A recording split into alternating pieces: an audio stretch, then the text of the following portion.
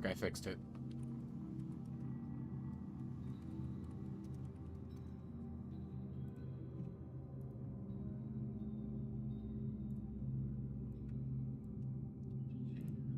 Okay. Okay. We're good. Problem solved. Thanks, YouTube. I think that was entirely a YouTube issue.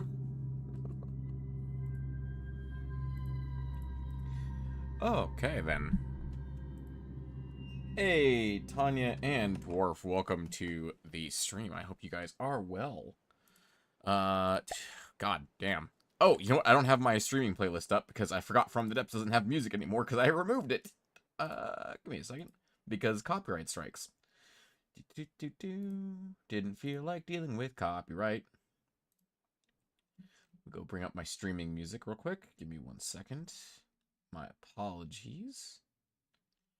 Where the fuck is it? There it is. I honestly don't know, Pepsmith. It just straight up, like, YouTube stopped working. Like, the stream stopped working on YouTube's end, and it just closed itself. I honestly have no freaking clue what happened.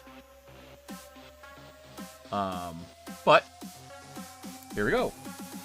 Steven, welcome to the stream. Pepsmith, welcome to the stream. Dwarf, welcome to the stream. YouTube Do Beach Weekend, indeed. Oh, right. We are in the designer mode. We are at a blank canvas right now. We have, nothing here. I think we need to start by just building up a, might as well do it inside of resource zone, because I like resource zones. The beat does drop. It indeed does. Nobody else catch me in streams as they used to. Oh, don't worry about it, my dude. My dude, don't worry about it. You're good. We understand this, how this works. Okay, so the idea here is I'm going to build this around, like, chambers that are 5x5. Or at least I want to do 5x5 chambers, but that kind of feels a bit of a mess. Either way, we're going to need to get this turned on. So the idea is the center line of the ship will have essentially or the center line of the submarine will have a, like, stone dividing wall between everything so that nothing can really get hit by anything.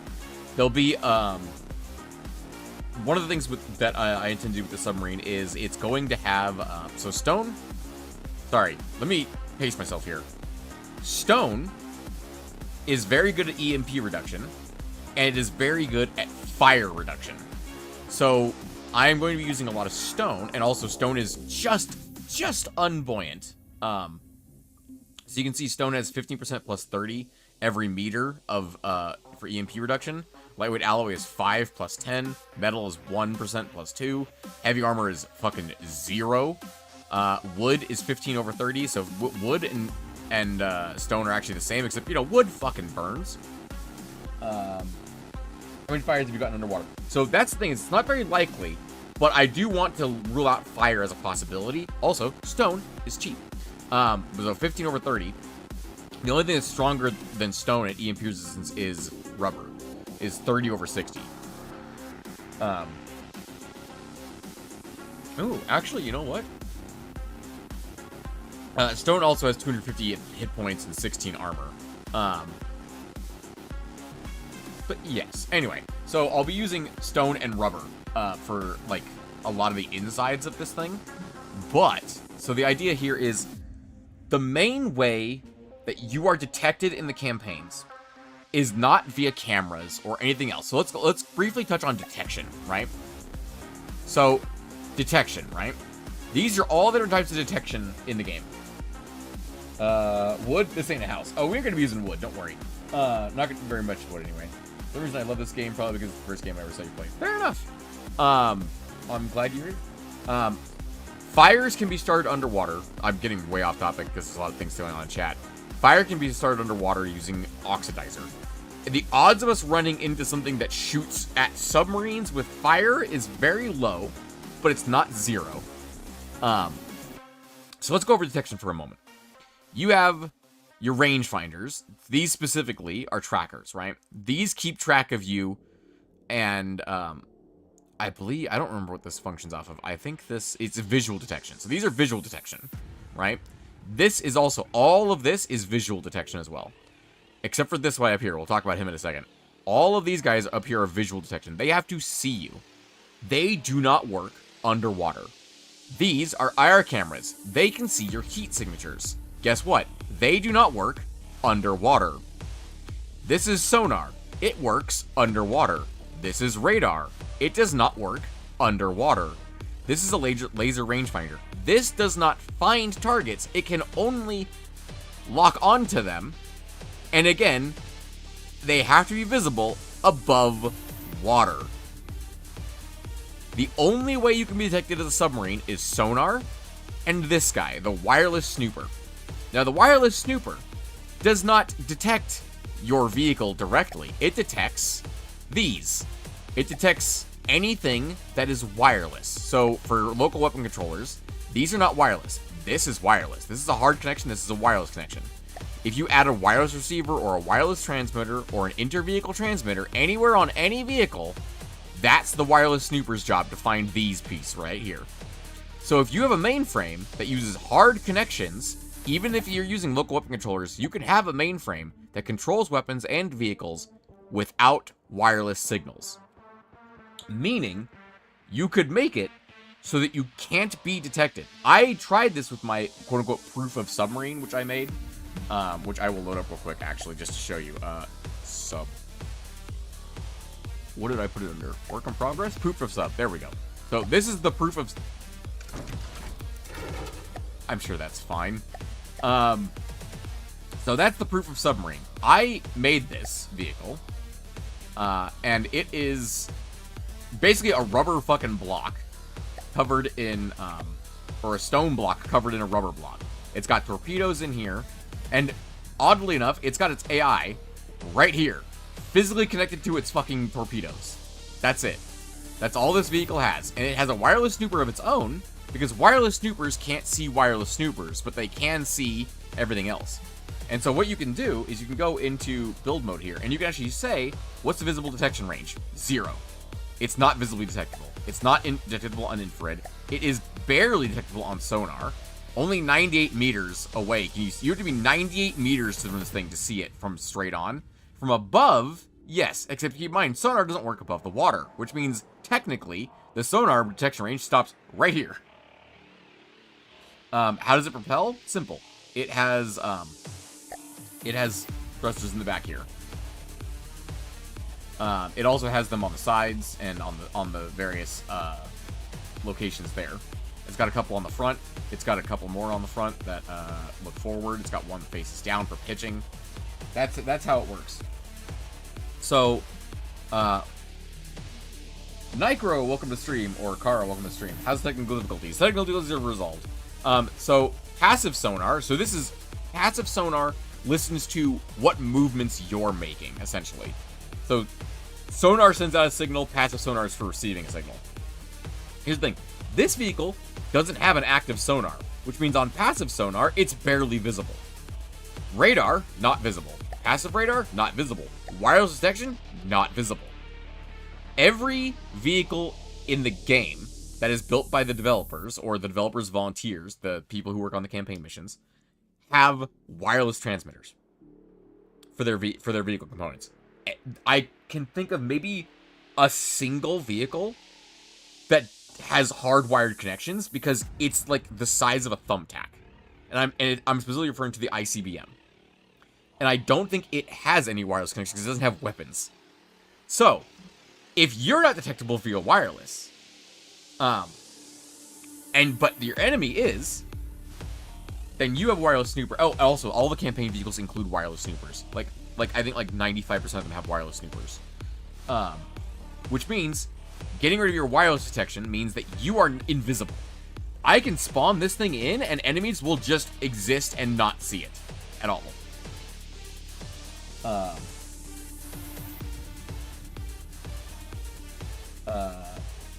No fins. This disturbs me. Indeed. This was a test. This is why this thing's called proof of sub. This was a test.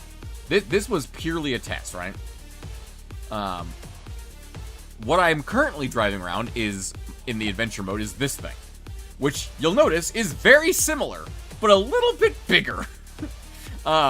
Simply because I've had to expand it to get more material in there. So currently we have a cruise missile that only functions on the surface.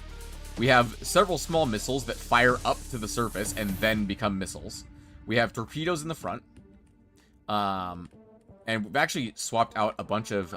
so this thing uses ion thrusters, so it makes almost no noise at all.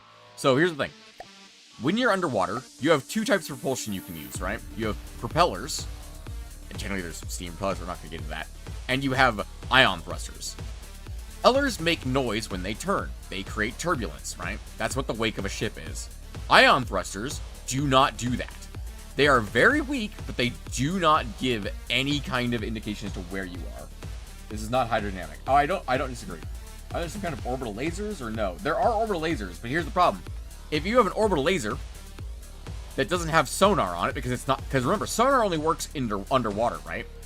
How is your orbital laser going to see the submarine? Answer, it's not. Unless it has wireless items. Meaning, these subs, with their no wireless components, are invisible to anything in orbit. Now, there are ways that you can get around that by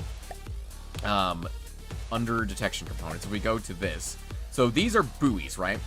We can ignore radar, that's not important for us. Sonar, though, technically,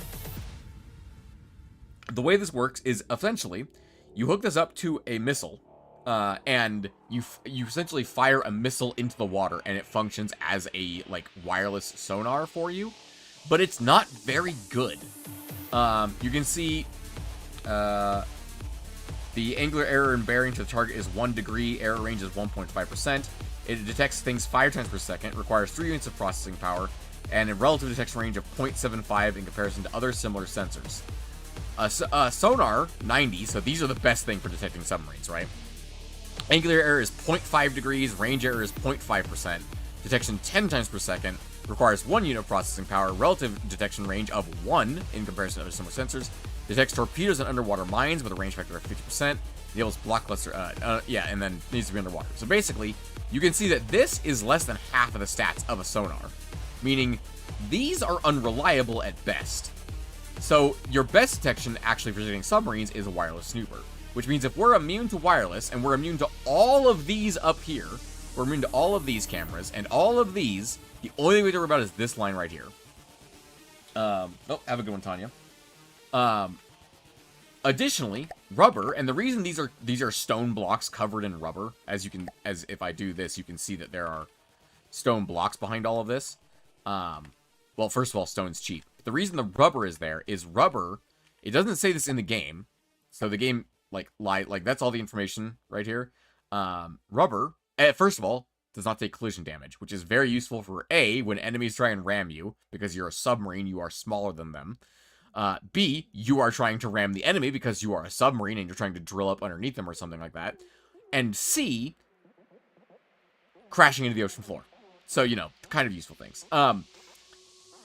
Finally, the most useful thing, and it doesn't say on here, rubber returns the weakest signal against radar and sonar. In other words, rubber is the stealth material. The rest of these all have a higher material. So, for example, if I do this, so once again, we can see our sonar detection range, right?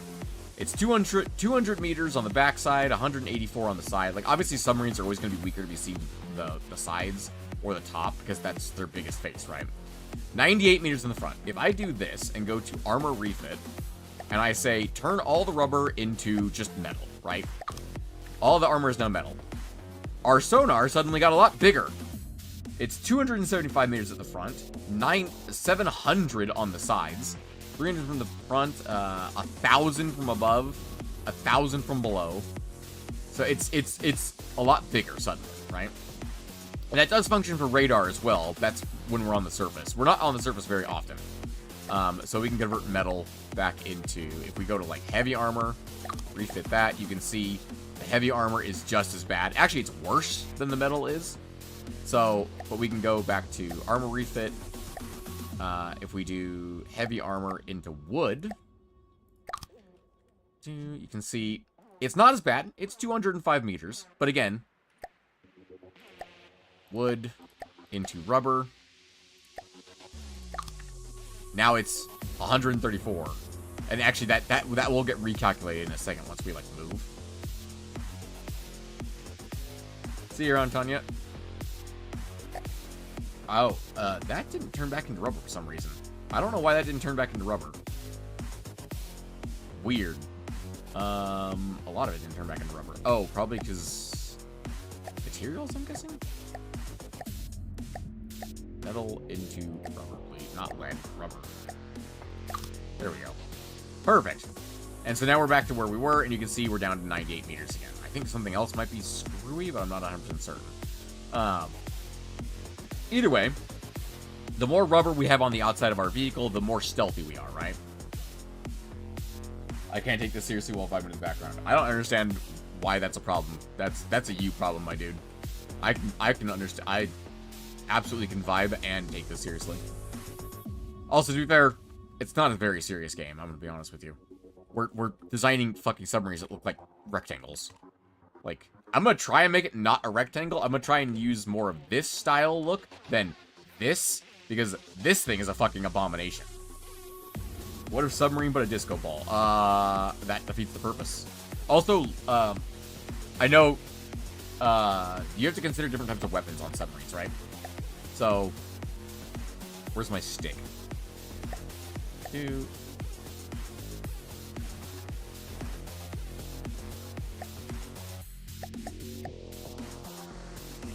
Okay, so when it comes to submarines, how did this get damaged? The fuck?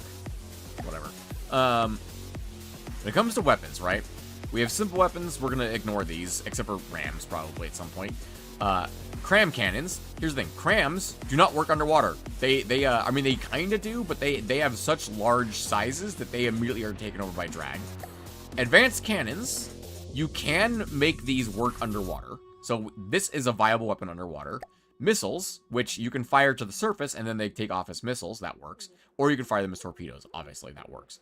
Lasers are reduced something like 50% by like a couple meters of water when lasers move through it. Long story short, lasers, very bad underwater. Particle cannons actually don't give a shit about water and will just go straight through it. They don't give a shit. All they care about is range. So actually, particle cannons are a fantastic underwater weapon. Plasma cannons very much do not like being underwater because they are made of hot plasma. What does water do? It cools things down. Flamethrowers, funnily enough, work better than plasma weapons because you can do... what is it? Is it oxidizer? You can add oxidizer tanks to your flamethrowers, which, if you are shooting oxidizer at the opponent, the fire does not care about being underwater, which I find hilarious. So if you use enough oxidizer tanks, you can legitimately use underwater flamethrowers. It's weird, but you can do it. I know that's weird. Other than that, that's like the different types of weapons in the game. So cram is outright not available. Advanced cannons and missiles are good. Laser bad. Plasma bad. Particle cannon good. Flamethrowers mediocre. Flamethrowers are kind of mediocre all around, except for very cheap melee craft. But we are going for a relatively cheap vehicle here, and flamethrowers are relatively cheap. So, might end up actually adding a flamethrower to this fucking thing. Torpedoes are the most expensive weapon type of the game. Missiles are. Missiles are the most expensive weapon type of the game. Actually, that's not necessarily true. I think particle cannons and missiles are very much both in the running for most expensive type in the game. Missiles are ammo hungry, and they're very expensive, as you can see. Just the launcher is very expensive. Particle cannons are very expensive to set up, but they run off of just electricity once they're done, which means it's not that bad. Lasers are incredibly cheap to operate. They run off of engine power. Plasma cannons run off of engine power and ammo, which means they're very expensive to run. And missiles just run off of ammo. Flamethrowers also run off of ammo. Actually, no, flamethrowers run off of fuel, if I remember correctly. Yes, I believe they run off of fuel. And then advanced cannons run off of ammo, cram runs off of ammo. And, yeah, that's it for weapons. And then simple weapons, none of these really work underwater, as far as I understand it. Except for probably, I mean, obviously that fucking does.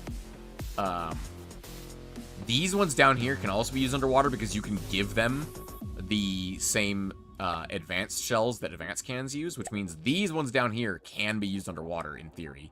These ones probably would only work on the surface. Particle cannons good. One could say that about particle cannons. Indeed.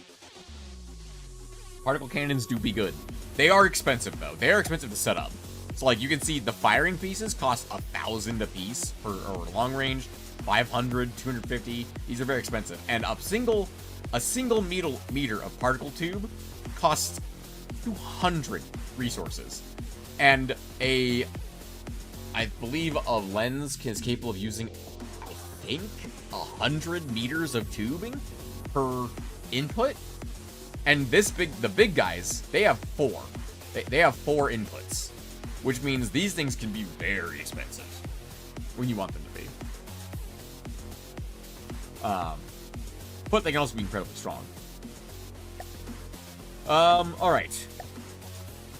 That's, I think, enough explaining of everything. Unless anyone else has any other questions that they desperately need answered.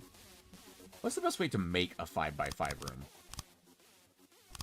So that's 5. That's gonna bug me. Maybe I just make the rooms 4x4.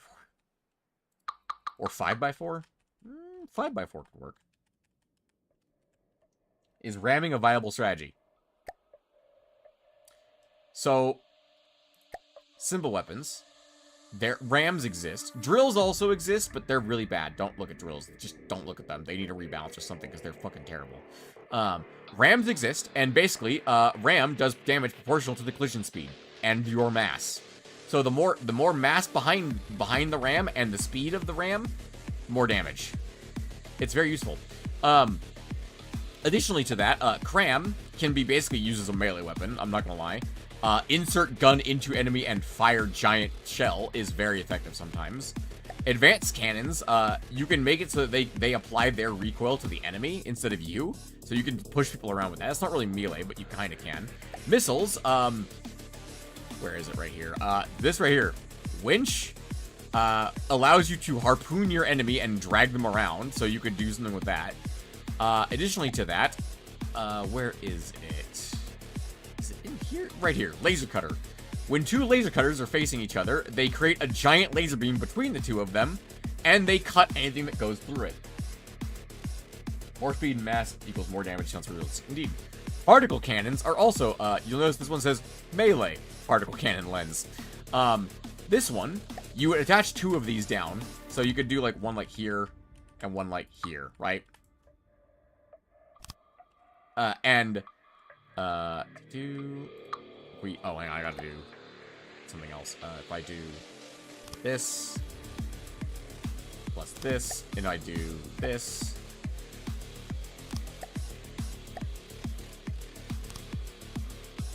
So this, no arms connected, no melee target. Melee lens selected. So you need to, no connection, connect to melee lens 1.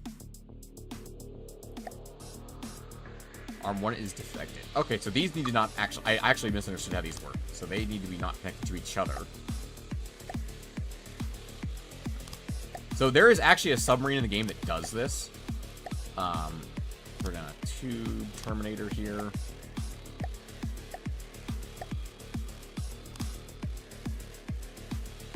And select melee 2. There we go.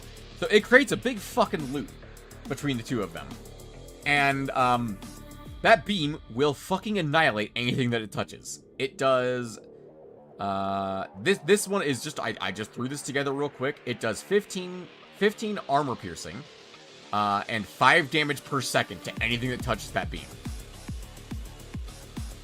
So and that's just like very minimal of anything. Like I didn't do much with this. I'm gonna be honest with you, and you can change this to do all kinds of shit. Like I could do it over here instead. And connect to melee 1. Connect to melee 2. And you can do that shape pretty much however you want. You can make it quite large. So, there is a submarine actually in the game that does use that to its effect, where it drives underneath you with a very strong particle beam and literally just cuts your ship in half. Like, that is what it does. Additionally to that, you could put that on a turret and have it spin. Like you could do, go to sub objects and get a spin block and put that right there.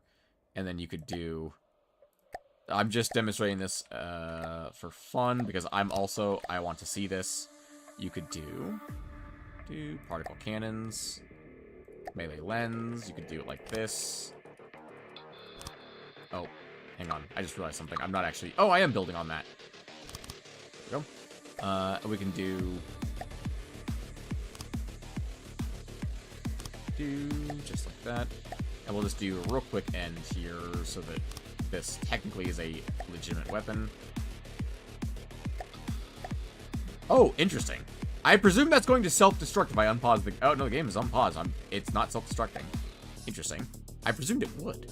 If I do resources and add a battery into the ship, is it going to just explode?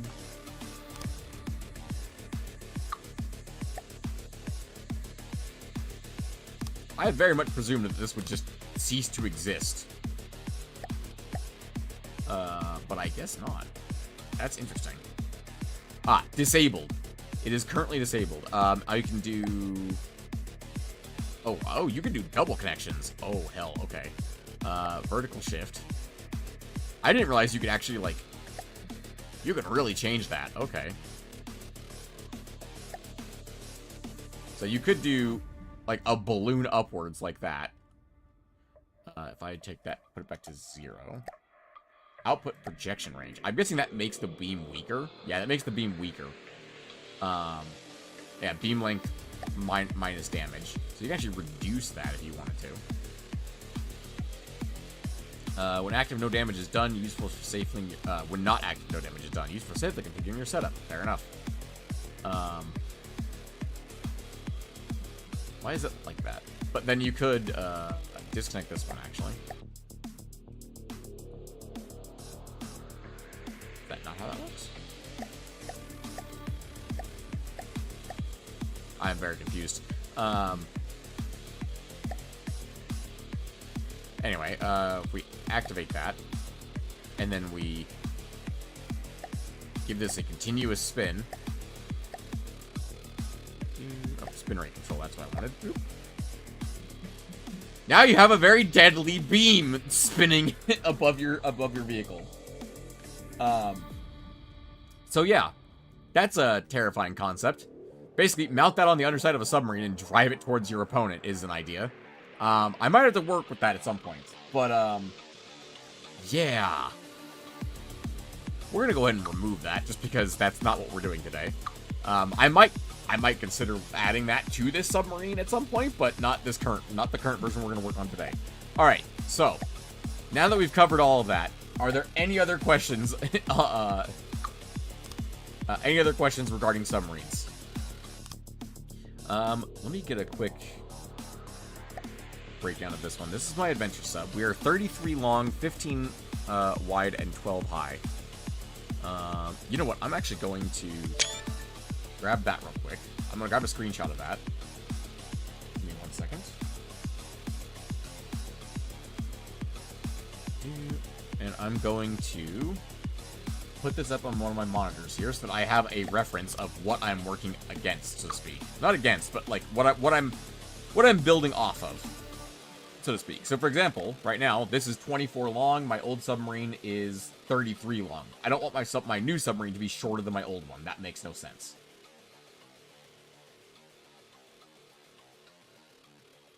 Fuck you, Steam. Hang on. The Steam screenshots are garbage. Pure garbo.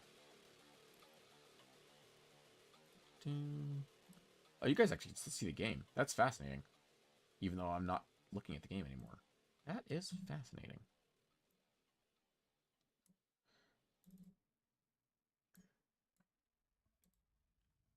I miss iframe view. I should reinstall that shit. Alright, there we go. Does wood get moldy? No. It does catch fire, though. Again, flammability is something to worry about. Flammability of wood is 80. And, yeah. I think the only thing that's... Yeah, technically heavy armor is flammable. I think the only thing more flammable than that is rubber. So rubber is quite flammable, but again, we're underwater, so hopefully we shouldn't be too bad. Hello, Omk. Welcome to the stream. How are you doing, Omk? Let's see, 44.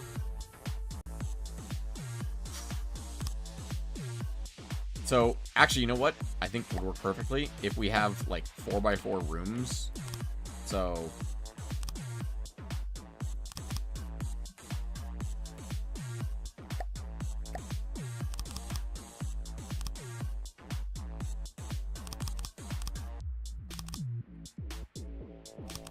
So this is a 4x4 cube, more or less, right? We should try and fit everything we want to into, like, rooms like this that we can partition things off. A bigger, girthier sub.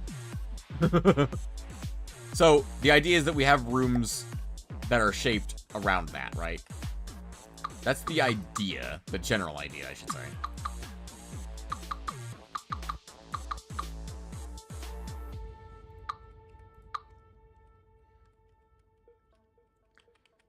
I guess it doesn't matter that much, but I do want the dividing wall in the middle of the ship to be made out of stone. I could do lead to really add some fucking weight. How much does lead cost? Lead is only 3. It's only 1 material more than stone. I'll think about it. If I really need to increase my center of mass's weight, I will consider that. Okay. I have a 6 tall wall.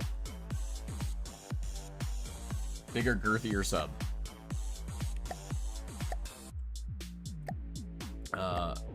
As in a submarine. Honk. We're building submarines today. Hence the name of the stream.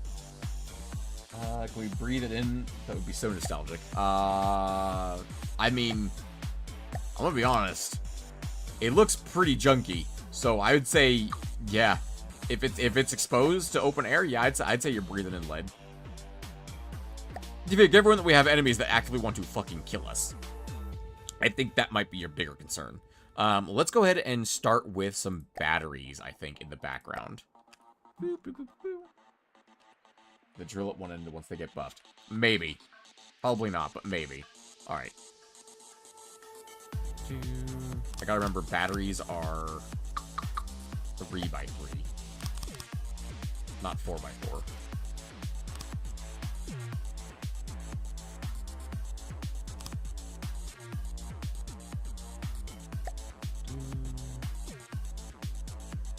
Ooh, actually, you know what would be slightly more effective? Cube, cube. Cube, cube. Cube, cube. Cube, cube. Perfect. Now we have a 4 big block of batteries. Yeah, 4x4x4. And we want to slap an electric engine on these bad boys. So this is going to be our, like, engine room, right? Then I want to... So, RTGs are 3x3. I mean, the larger RTG, I mean, if an RTG is getting hit, it's going to fucking die, regardless of what its HP is, I'm pretty sure. So we might as well go with the 4x4s for the sake of ease of organizing this shit. So RTGs, right?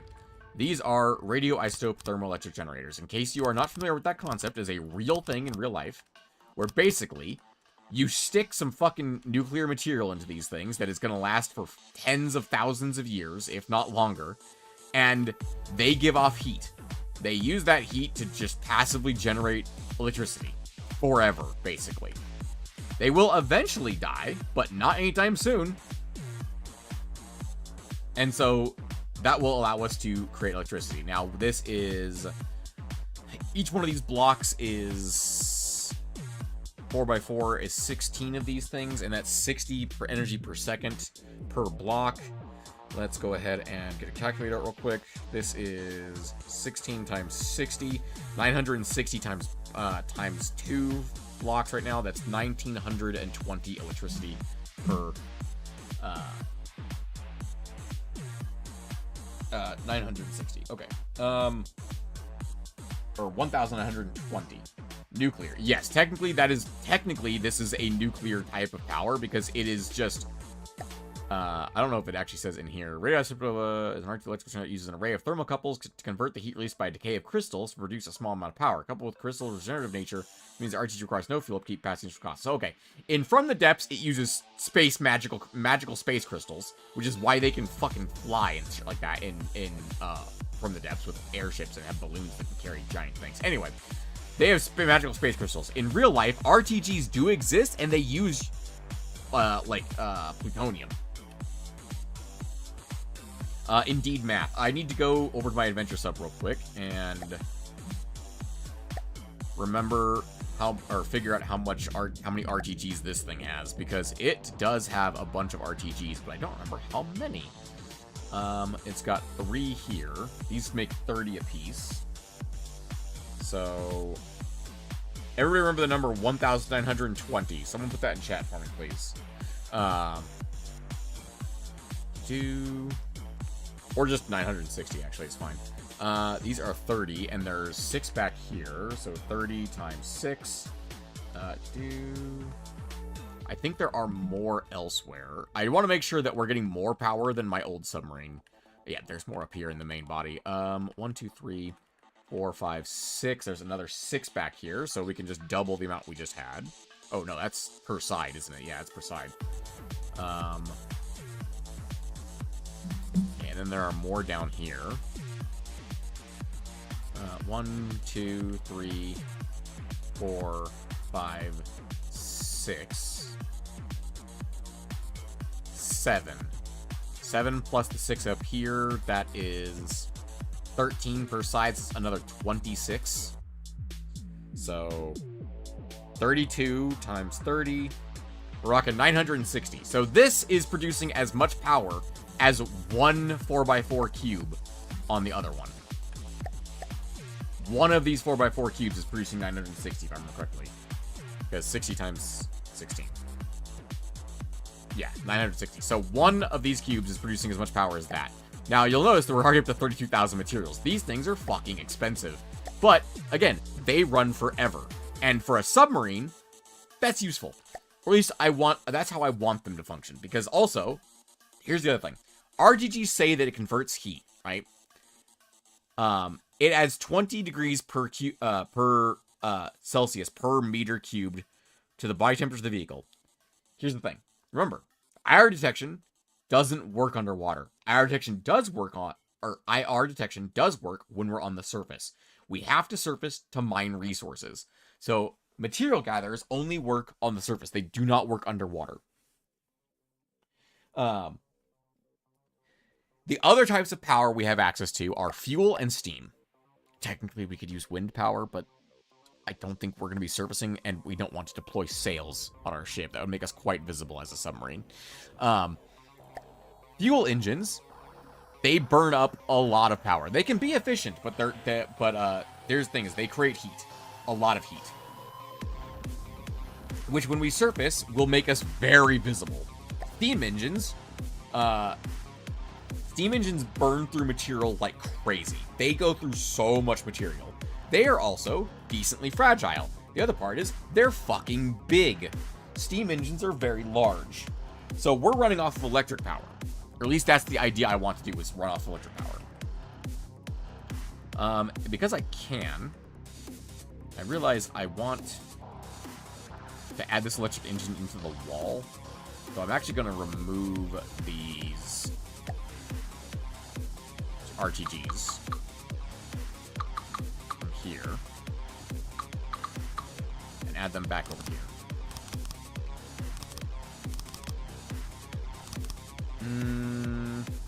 Yeah, because I want that to be in the wall.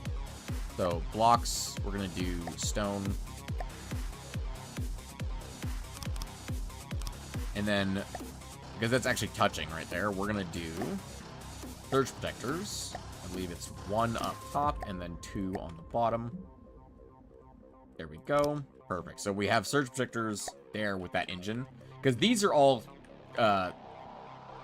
destroyable by EMP, right? So we don't want that to happen. Alright, that is quite a lot of power. I think that might be enough power. I'm honestly not certain if that's going to be enough power, though. Tell you what I will do. I will do one more room that is going to be RTGs, and it's going to be storage blocks, just like this. Except for at the very end here, it's going to have an electric engine, and then smaller individual batteries to fill in the gap. Perfect. That gives us a whopping 2.8 million power, storage, and 17,000 engine capacity at full power. That allows us to have 17,000 engine capacity. 60 times another 60. That's another 16. So we have 960 times 3 is our total power generation of 2,880. So we can create 2,880 energy per second, and that goes straight into batteries. So that's our power for our submarine. And we're going to cover all of that in stone, so none of that's fucking visible. None of that's going to be visible. None of it should be destroyable. It should all be quite heavily secured. Now, something could penetrate through and fucking kill it. That's very possible, but that's how video games work. The enemy might shoot back at us. What a concept. Even this much power generation, the sub will fail before Alada does. Alada? I don't know what Alada is. Alada to enemies? I agree. So, the only reason we have those surge vectors there is because they are touching each other, and I don't want them to transfer EMPs between one. So if something hits us with EMP and it penetrates into one of these compartments, I don't want it transferring to the other compartment. Does that make sense? Stone's not going to transfer it, but the engine will. So that's why this is there. Russia trash car. I see.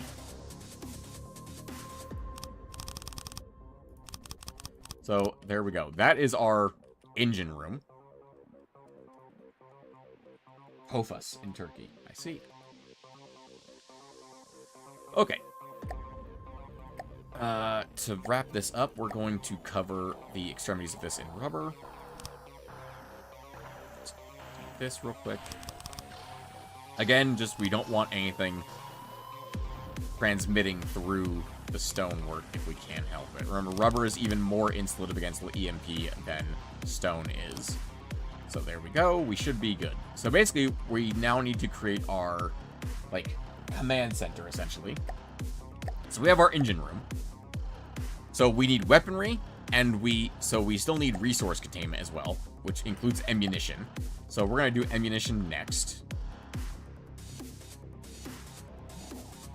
The ammo on our other one is 450 per minute, which is one of these, or two of these, I should say.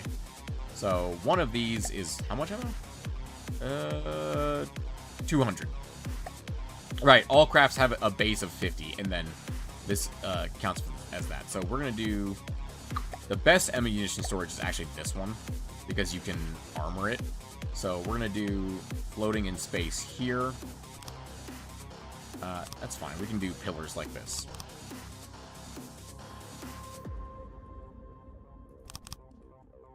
So there's a reason I'm doing it like this.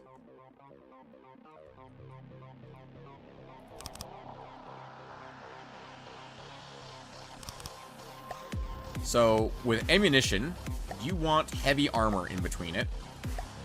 Like this. With these specific ammo boxes, a single block of heavy armor is enough to contain their explosion should they be struck by something. As long as they are surrounded on all sides by heavy armor. And we can do beams. So this should contain it, and it gives us a whopping 2,450 ammo to work with. So we are going to be good on that one. Does the ammo explode? I have got my answer. Indeed. The ammo very much does explode, yes.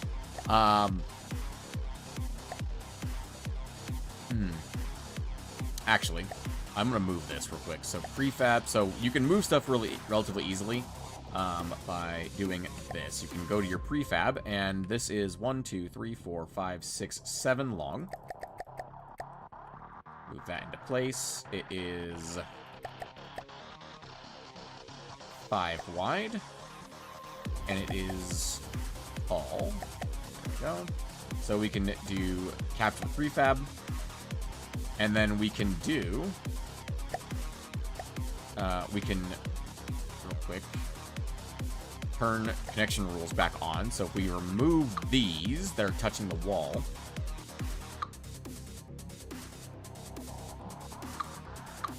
it will actually fall off. There we go. And then we can go back to the prefab mode, and we can also turn connection rules back off. I want to give this one space away from that compartment, because I want to add stone to that, because heavy armor, notice, its EMP reduction is 0/0. EMP essentially travels along heavy armor like a copper wire like electricity travels along a copper wire. It is quite good at transmitting EMP, which means you really do not want heavy armor touching anything that is, in theory, dangerous to have, or that could be EMP'd. So we're actually going to add a double layer of stone between this and the other thing. And because I am overly precautious, we're going to go ahead and add surge protectors in here as well. We don't need it on every single one, but I am going to add rubber on the insides of these. Now, rubber is flammable, but rubber is also incredibly EMP resistant and should slow it down, so to speak. Alright, there we go. I don't even know how an electromagnetic attack can be dismissed. Essentially, sacrificial components. Or, in real life, hardening materials that are... so it's called hardening. In real life, you would use materials that really are good insulators. So, for example, to insulate against EMP attacks, if you're in the olden days, you would use glass. Old transmission lines had glass connectors because glass is really good at insulating against electricity. I'm not a military specialist. I don't know exactly how modern EMP resistant works. I honestly couldn't tell you. All I can tell you is that that kind of material does exist. Perfect. There we go. Okay, now we have our ammunition, and we have a lot of ammunition. Now we need something that's going to use all that ammunition. So first things first is we need torpedoes, and I want a fucking array of torpedoes at the front of this fucking thing. So I was going to say this is going to be like the front of our ship. This is not going to be the front of our ship. The torpedoes are going to add length to the ship. Well, actually, you know what? I should add proper torpedoes here. We're already up to 55,000 materials. We got to keep that in mind. So I'm going to add some missiles. These are going to be for against people who are on the surface, obviously. We're going to do... we need to do... one layer up? No, one layer down. That's fine.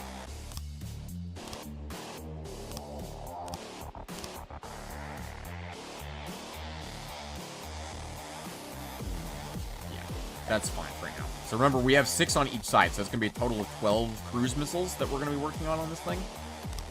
Well, these are less cruise missiles and more just missiles that are going to shoot up into the air and blow shit up, hopefully. Don't worry, it says they're all in bad places right now. Don't worry that too much. It's okay. Basically, it's just yelling at me because I don't have them connected to a computer at the moment, which is okay, because I'm going to add all these connections down here. And I am going to do a redundant connection on that side. Perfect. And then actually, we can add the... ooh, no, if I want the AI to be able to use this, its connector needs to be here. There we go. And then we need an IFF. And we need a staggered fire so they don't all come out at once and get shot down immediately. There we go. This is technically now a viable missile. Not really, but kind of. Alright, then we need gantries. Is that... where are these facing? There we go. So these are ejectors. They add speed on the launch speed of the missile. And these are going to come up to about here, I believe? Yeah, I believe it's right about here. Do you want to go outside, dog? Hang on. So the dog. So my mom is actually away at the moment, which means her dog is hanging out with me right now, and I think he wants out of the room because I have to shut the. He doesn't like doors being shut, but I have to when I'm streaming because there are other people in the house besides my mother and I. No, you're good. He made noise, so I assumed he wanted to go outside. Bread? Why are we talking about bread? I want some bread.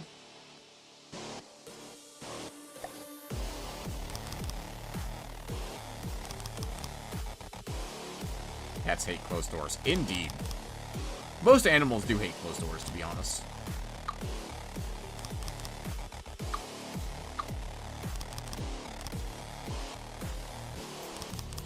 Perfect. If it's my bread, hell yes. Fair enough. I suppose I do make some decent bread. So actually, let's see. What kind of missiles do we have here? What kind of length are we working with here? Do I have any missiles that will work here? I got basics. Adventure front. Big harpoons. Small explodies. What does a small explodie look like? We got some fins, fuel tanks. Quite a lot of fuel tanks. Let's go with basic. What's basic look like on this guy? Why is it green? Why is the basic missile green? Yeah, just basic explosives, a signal processor. Lifetime of 20 seconds, thrust duration of 12 seconds.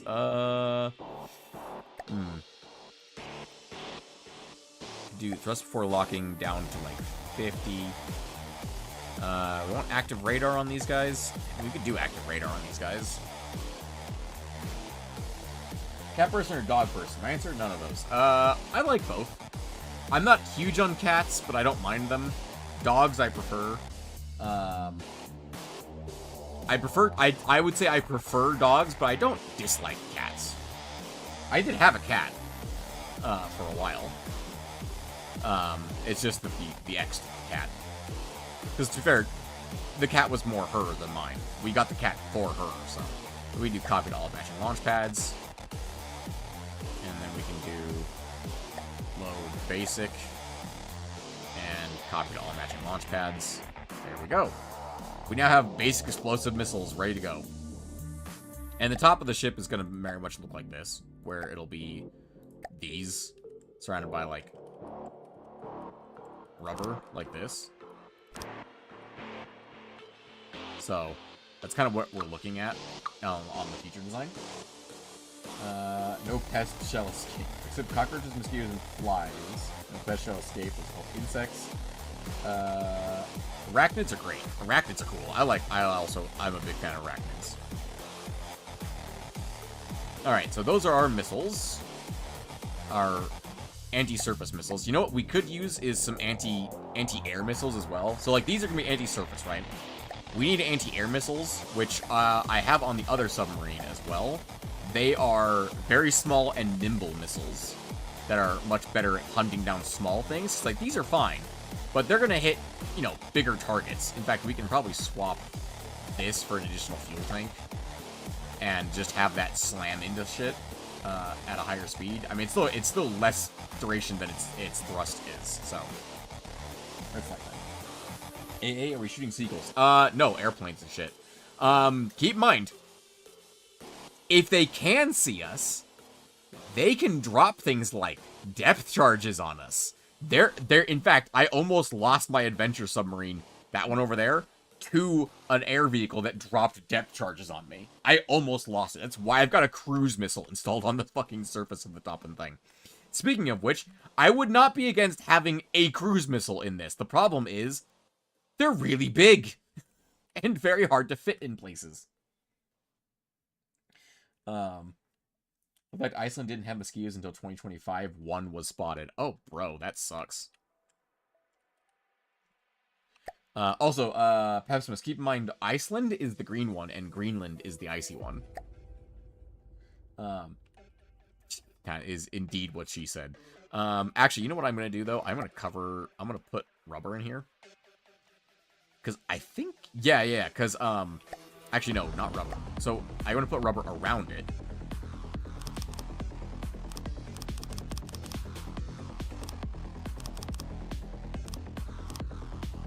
So, these things down here, right?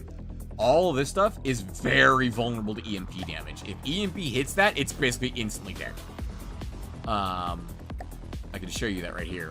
EMP susceptibility is 10%. Damage reduction is 0. Its health is only 300, which means you need to only deal 3,000 EMP damage to that to kill it. That is not a lot. Gonna be honest with you, it's not a lot. Connectors actually do have some EMP reduction. Interesting. But they don't take damage from EMP, really. These do. 40% for staggered fire, and IFF is also 40%. So that'd actually be worse. That'd actually be so much worse, is the IFF gets killed, and the controller stays intact. The IFF launches the missiles just come back and slam into us. That would suck so much ass. So, what we're gonna do is we're gonna do search vectors. We're gonna do 3 meters. And we're gonna slap these bad boys on here. Perfect.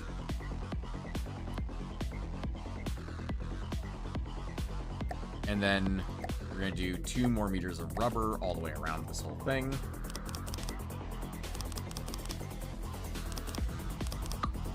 Oh.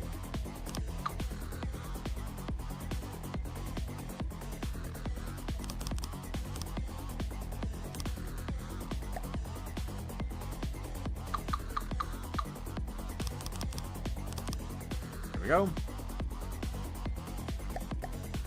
I can do this. Perfect. It doesn't need to be airtight or anything. It just needs to be mostly... It just needs to be mostly protected, that's all. And drop a 3-meter beam right there to fill the gap. And why not? We'll drop a 1-meter block right there. Perfect.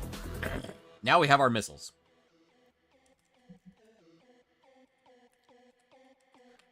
Currently... How much ammo are we currently using now? We're currently using 705 if we fire all of these missiles all the time, constantly.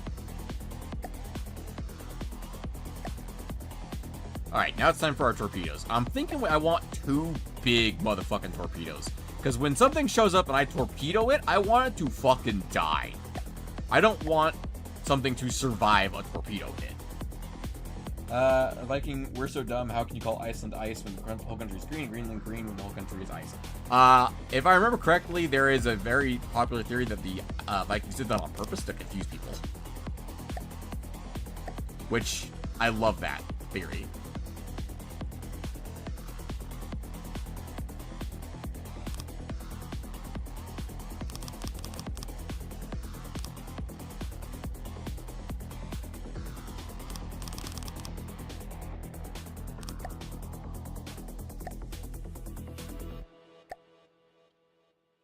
I need a 4x4 hatch?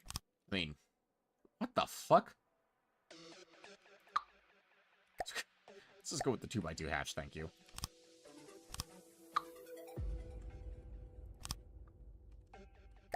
In theory, this should work.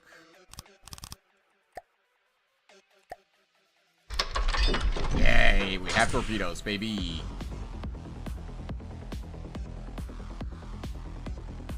Alright, staggered fire. I don't want them firing all at the same time. And an IFF on the backside as well. Perfect. Ooh, you know what I actually just realized? I'd like the controller to be here. For reasons that will become clear later. And then... What did I delete? The IFF, yeah. Very important. Especially for the torpedoes. The missiles probably aren't going to be able to come back and hit us because we're going to be underwater. The torpedoes absolutely could come back and hit us without IFF. We absolutely do not want our own torpedoes coming back to hit us. That would really suck. I don't think I even have, like, torpedoes for this size. Yeah, I'm going to have to make one. Torpedo sonar. Obviously, fins in a fuel tank. Torpedo propeller. Torpedo propeller actually... So, torpedoes, fun fact. It doubles the length of the lifetime. And its thrust duration is also crazy long. So you can see we only have 1 fuel tank and 1 propeller. But we have 80 seconds of lifetime and 62 seconds of thrust. And we actually can slow that down slightly. Because at that speed, its at that speed, it's basically just running up against water resistance. It's actually not going to be able to go that fast. Perfect. And then let's arm these suckers with a signal processor. So signal processors allow you to get around decoys. Like you're less likely to fall for a decoy if you have a signal processor, basically.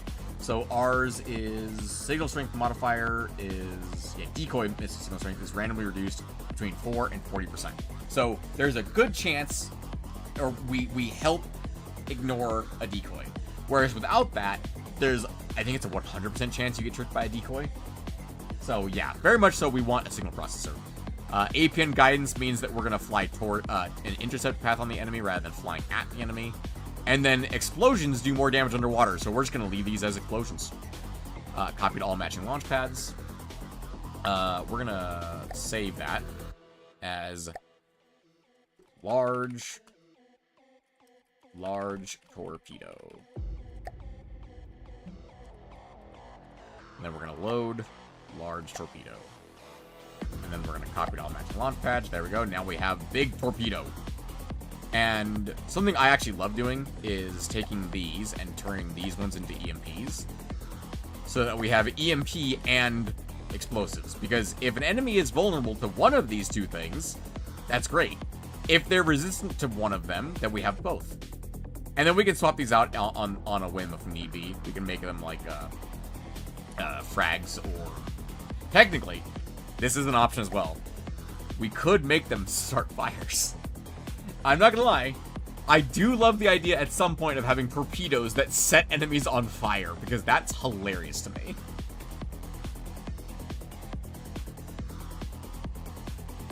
Okay.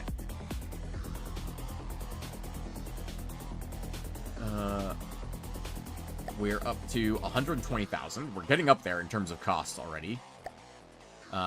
Which is a shame, because actually there's a small thing I want to do. I don't think mediums can do this. I think it has to be smalls. And even then, it would probably be cheaper to do mediums or do smalls anyway. But I just need to check. I didn't need that. You can make missile interceptor. Targets missile and crams interceptor. Potentially destroying larger projectiles get hit by more fragments. Yes. Does that not work?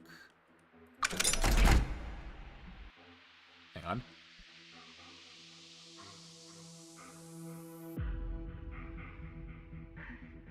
I had to sneeze. Ugh, my apologies.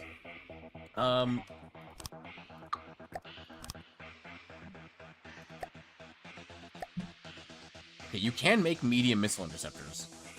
It was larges and above you can't make interceptors? Yeah, larges and above can't be interceptors, but mediums can be. That's what it is. Okay. So, I don't actually need that, though. I do want smalls. I think that's enough to do a interceptor, I think. Correction. This can be an interceptor. Do missile interceptor, torpedo propeller, fins, and a fuel tank. That's all it needs. Ah, thank you. So yeah, that is an interceptor. That's all we need for interceptors. So the reason we want interceptors, even though it's called a missile interceptor, it will intercept torpedoes as well. Very important to not be hit by torpedoes as a submarine. I very much do not want to be hit by a torpedo. I don't know about all of you guys, but I'd rather not all of my hard work be undone immediately upon being struck. We are going to do on this side, probably out here? Here. How much space do I want for armor is the question.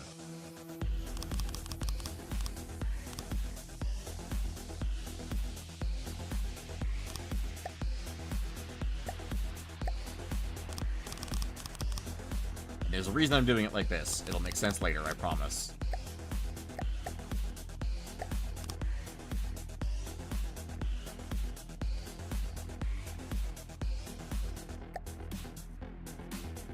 Actually, now I think about it. No, it does. It does need. Yeah. Okay. Just checking. Hate the new era of combat with drones. I am of two minds of it. No valor in modern war. There's really no valor to be found in war, period. In the modern age, that's just, I think like that's a misconception at this point. That there is honor or valor in war, period, at this point in real life.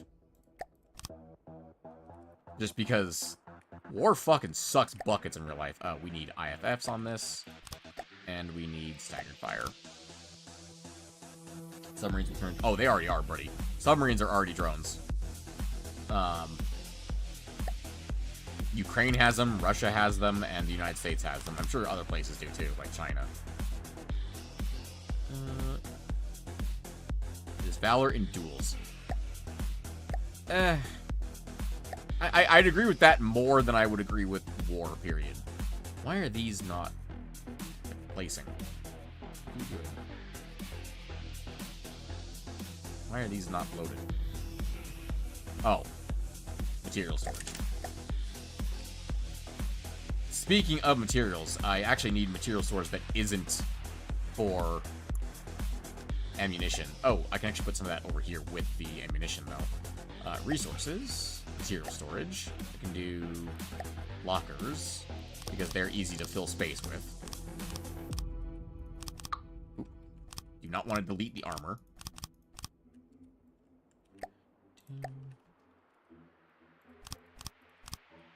Go. That's some storage. Not much, but it's something. I can do the same on this side.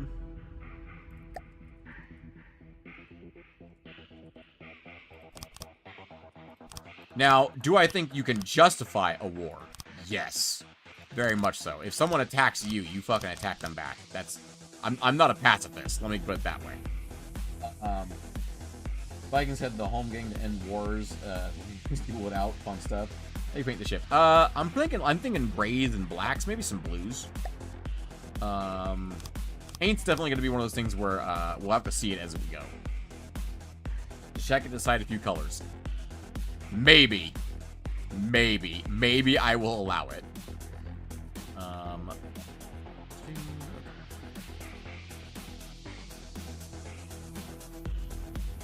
Maybe I will allow chat to paint.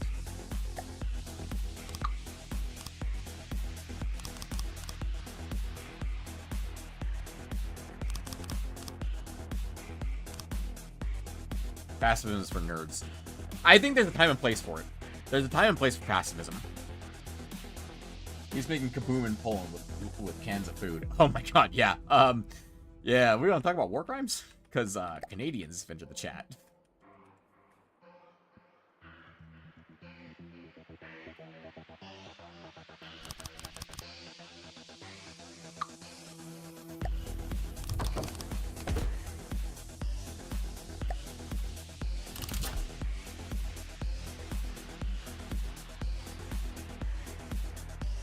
Now, if I'm firing all of my interceptors at all times, then we go up to 2,512 materials per minute. But that's if I'm firing all of my torpedoes, all of my missiles, and all of my interceptors all at the same time. I technically don't have enough ammo. But I don't think we need that much ammo, because if I'm firing everything at the same time, I think I'm fucked. I'm gonna be honest. Like, if I'm firing everything all at once, that's not good. Hugging Russia and their wars. I agree. As a Turk, I deny that we committed any, and if we had, they had it coming. I honestly have no idea as far as Turkey goes, as far as what war crimes they may or may not have committed. Let's go ahead and do stone on the edge of these corpse, please.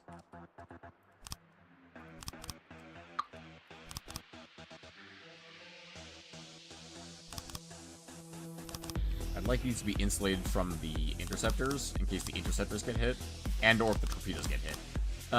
With EMP, specifically. If they get hit with explosives, that's not gonna fucking matter. Stone's not gonna stop it at all.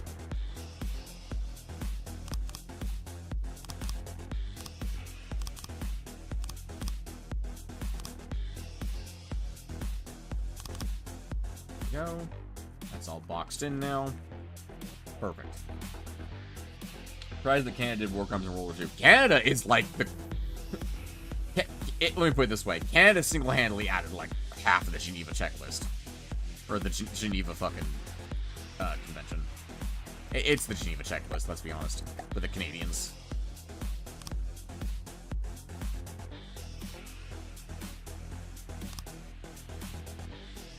War crimes weren't war crimes until the 80s? No, I disagree. War crimes... when was the Geneva Convention? When did the concept of war crimes begin?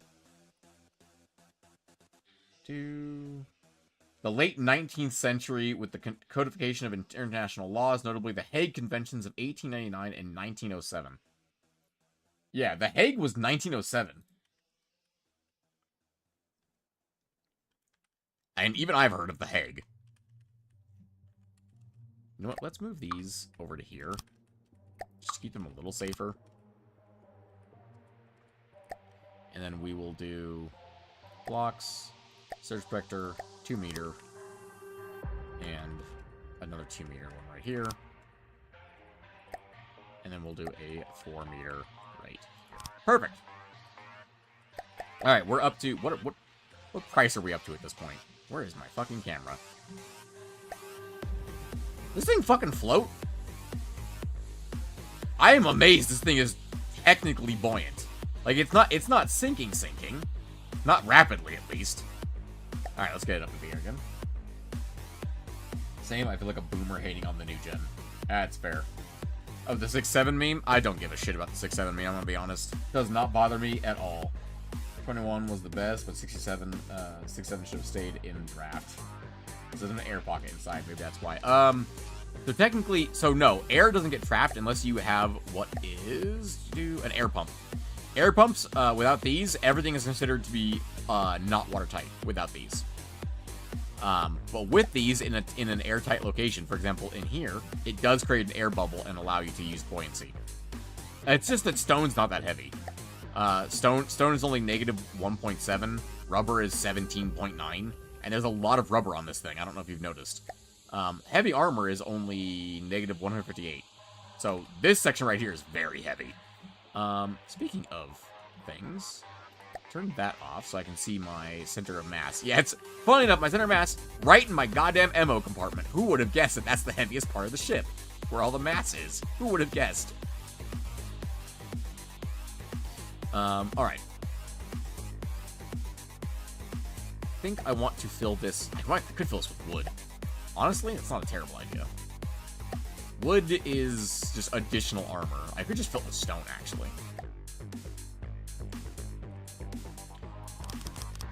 Oh, I'm not really going for heavily armored on this. It's a fucking submarine, after all. But a little bit of extra armor does not hurt. And turning this into a solid block does actually help my design, in theory. I could duplicate that below. Do I need that many interceptors? I don't think I do. Like, this is a lot of interceptors, I'm gonna be honest. Like, this is a fuckload of interceptors. This is 120 interceptors. That's an insane amount. Like, doubling that would be, what, 240? That's an incredible amount of interceptors.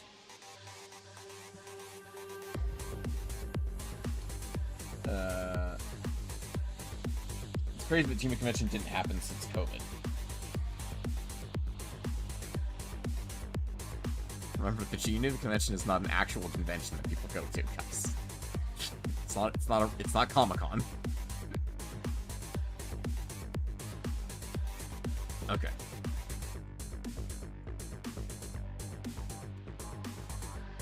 Oh, look at a lot of things. It very much did. Alright. With that, I think we get out into the actual armor of this thing now. And the armor is going to be metal. I am going to make the armor out of metal, and then I'm going to give it a coating of rubber to make it less visible. So, yeah, armoring this thing up. Just to start, let's get a vague shape declared here. Oh, forgot propulsion. Propulsion's kind of fucking important. Yeah, that might be important. Actually, here's the thing. These can go outside the armor. Alternatively, they could go here as well. Let's do... Let's just keep going with this, the idea of this. So the idea here is that we'll have the armor here, right? So we have the core of the submarine. And then we can put the repellers on the back like this. Right? And then we'll do grates. So alloy is less detectable than metal is, just so you guys are aware as well. So we'll throw an alloy duct on that like that, right? And then we'll have, like, the rubber coming up like this from the metal. And that's how we'll have our engines, like, shielded. So they have alloy and then metal behind them. The UN is pretty useless at the moment. Yeah, I would say so. I feel like it's not necessarily the UN's fault. It's our fucking politicians. Like, right now, our politicians are fucking garbage. And I mean that for most people. Like, some countries have pretty effective politicians right now. Not every country. In fact, I'd argue most countries don't have effective politicians at the moment. Ooh. Hold on. I just realized something. This is right up at the front. Yeah. If I do that, it'll end up looking like this. So let's just frame this out for a second. It'll end up looking like this.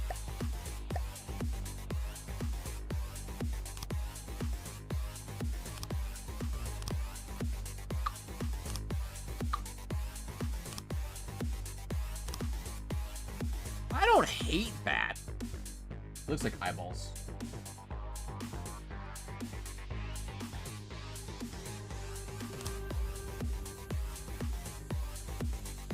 Alright.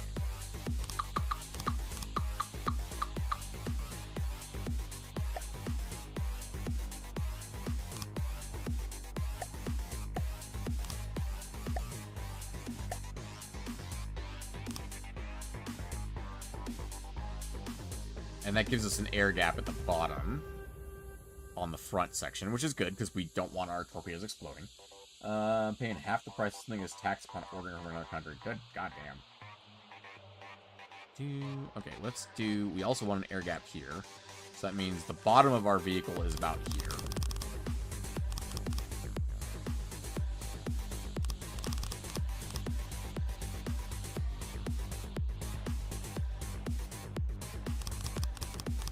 Hey guys, I think our vehicle's fucking big.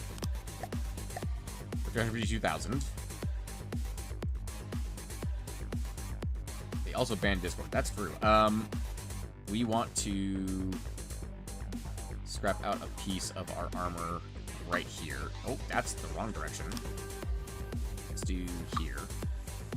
Okay, here. There we go.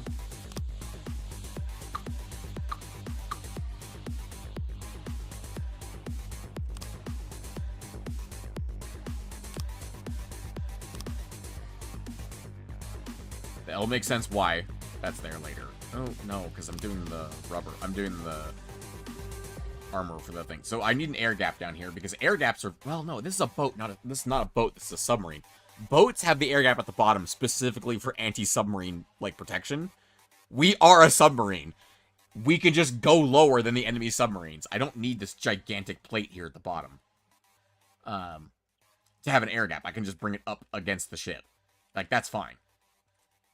So I actually can take this whole thing and just bring it up one layer.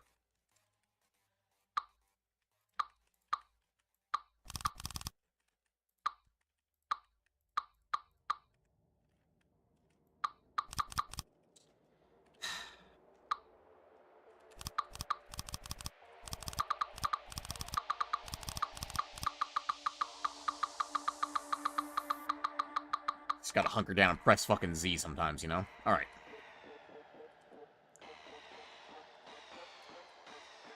Comes out to here.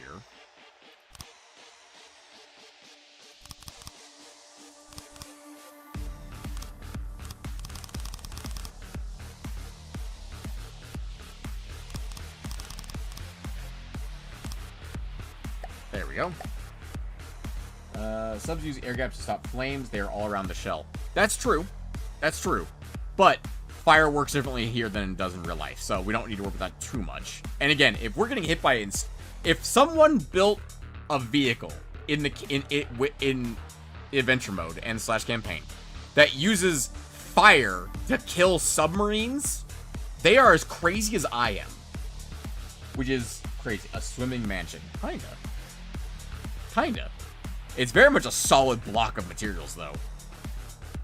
There's a reason I wanted an air gap in the armor on around the edges and the top, because we will be hit on the edges and the top. On my test submarines, I have yet to be hit from the bottom. I have yet to have any other submarines hit from the bottom. I did have a submarine charge me, though. That was a fun thing. We had a melee duel with a submarine because but it lost really badly because it uses drills, and drills are bad weapons. Actually, I just realized I can show you guys the one that fought me. If I pause the game, it will not disappear, or won't fall. I can load, up, built-in, neater, white flares, and it's called the Pontus. This thing. So this is the Pontus from the white flares. It is a submarine that comes up underneath you or tries to drill you. It's not very good at anti-submarine duties, I'm gonna be honest. It kind of just hit us and would sit next to us because we were made of so much rubber, and drills do reduce damage to rubber. So, it basically just sat there and looked at us while we shot it with torpedoes, which was hilarious. Anyway, but it is fucking cool, though. It is very cool looking. It's dangerous for the Greeks, no wonder it's bad at its job. Indeed. How do I despawn the Pontus? Receiving. One of these options allows me to despawn it. I'm trying to remember how. Just pull it out of play, that's fine. Oh, yeah, it's this button. It's the one that's the fucking skull, right? Anyway. Alright. Back to working on this thing.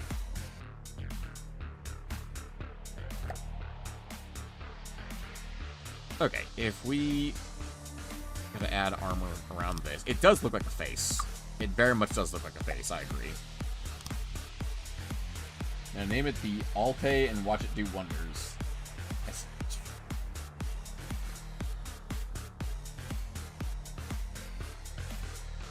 Okay.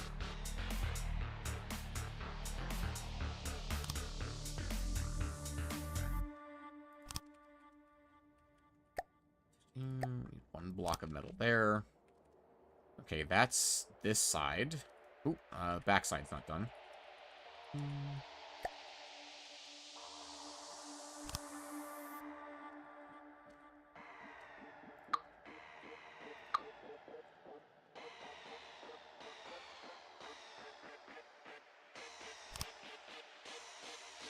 Yes, that will actually work right there. Perfect.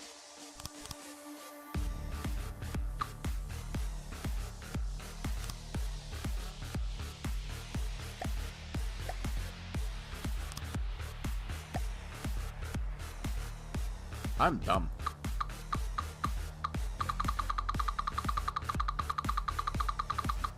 That's not the the top edge of our fucking submarine.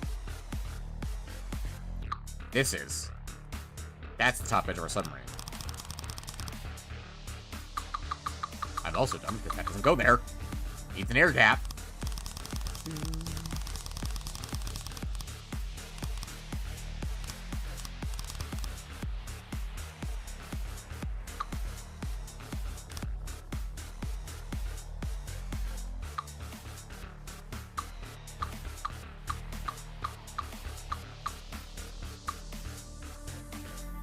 Now, the interceptors make this a special case, obviously, because the interceptors are important.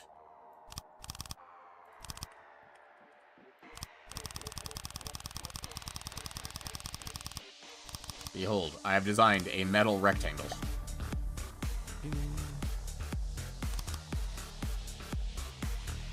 What's my opinion on waffles? Fucking delicious. I am dumb. We are also dumb, Ted. Don't worry. Thank you. You know, us dumb people gotta stick together, you know? Solidarity. Can't let those smarties figure out what they're doing. I hate that I just said that. Unironically out loud. Alright.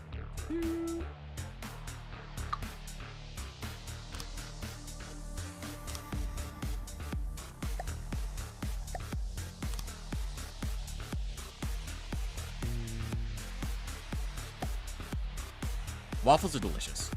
They're just another form of fried grain, essentially. So I'm fine with it. You get no complaints from me about waffles. Oh yeah, this is the Interceptor's fault. I forgot.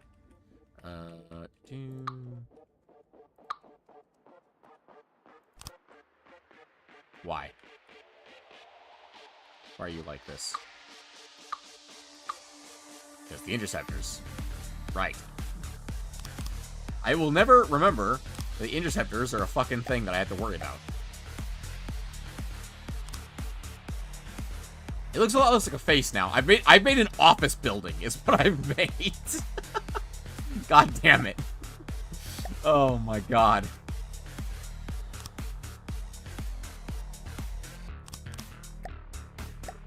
No one needs to know about the random 3-meter and random 2-meter slopes that are in the armor. Don't worry, or blocks are in the armor. Okay. Most of the shell is done. Now I can go to the front and do this. Yep, that's perfect. And then I also want to carve out a spot. Not right there, actually. This is a 2-floor house with nuclear energy and ICBMs inside. Indeed. Hey, Blue, welcome to the stream. Ooh, box indeed. Don't worry, I'm gonna make it look nicer. I'm gonna add like some sculpting to the outside of it. To get a rough shape, right? I want to do. So actually, I'll just do this real quick, just like to give you guys an idea of the shape. I want to do like a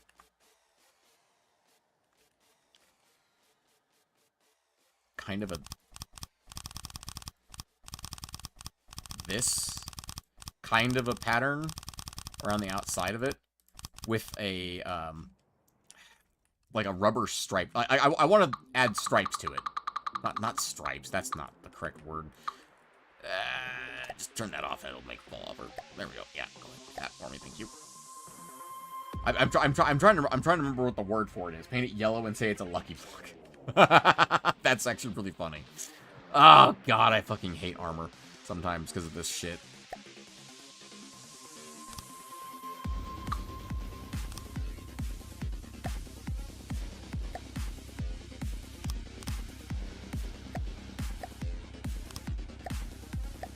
Alright. Why is this just here? What is this?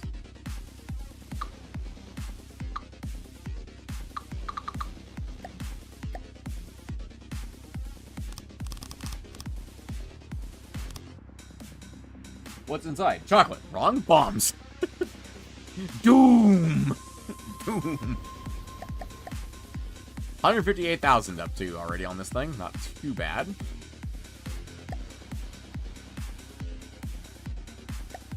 It's a little less than I was hoping for, actually, which is kind of crazy to me.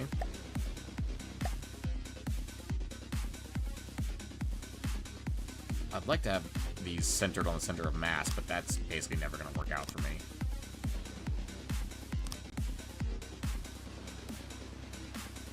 Ooh, I can't fit another one down here, can I? No. I can if I shift all these up one, though.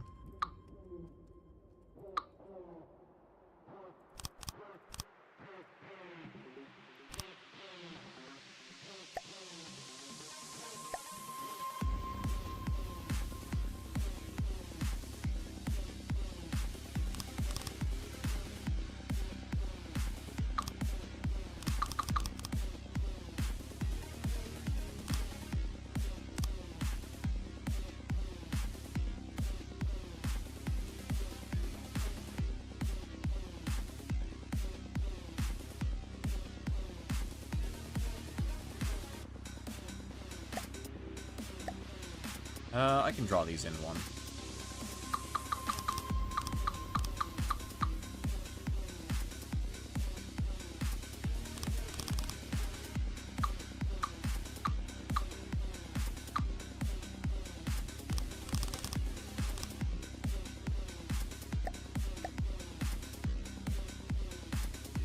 What's inside? It was my fist.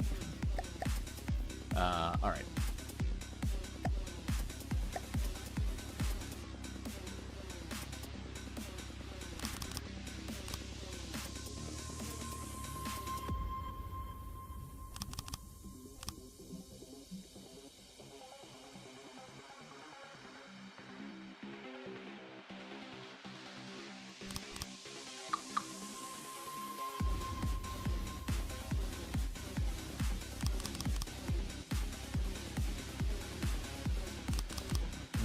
We can separate these slightly.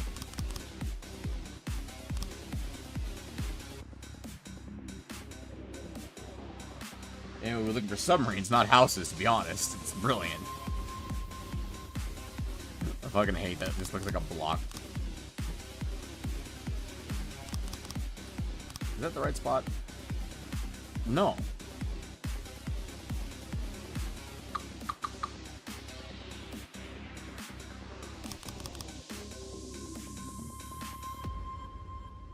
That's correct. There we go.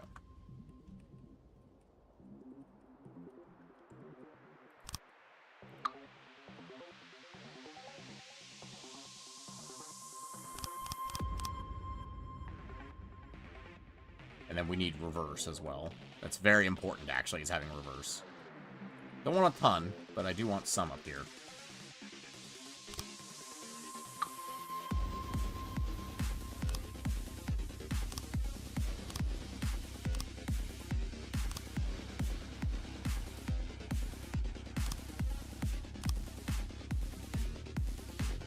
Okay. It's very big, it's very blocky, but that's okay. It's gonna come together, I promise. I hope. I'm still not good at designing ships in this game, but I'll fucking try. I'll do my best, goddammit. Submarine can probably reverse better than my car. I don't know about that. This thing is 222,000 weight units, which I just presume is pounds. That's 100. It's over 1,000 tons. This thing's fucking huge. Hang on, how much does a real submarine weigh? How much does a USA submarine weigh? 21,000 tons. So, you don't know my car, it's my argument. It's fair. But this thing's fucking enormous. 21,000 tons is... how much? I have been texted. Who is texting me? 21,000 times 2,000 is 42 million pounds. Okay, you know what? We're actually very underweight for a submarine. We're a very light submarine compared to some submarines. Compared to American submarines. Fair enough.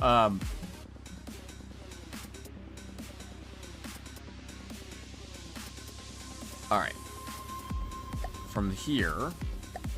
we should sink now, right? Like, I just want to put this out there. We should sink now. Because metal is negatively buoyant. Yeah, we do sink now properly. We sink properly now, I'd say. We very much still are back-heavy. Very back-heavy. We sink like a boat. Which, to be fair, is understandable because all of our fucking batteries are at the back, whereas our torpedoes are at the front. Okay.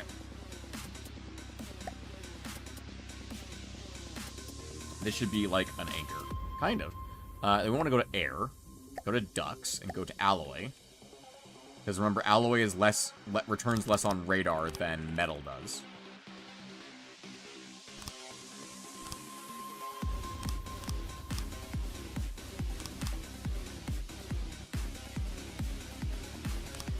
And this allows our things to actually function. Don't ask me how, I don't know, but it does.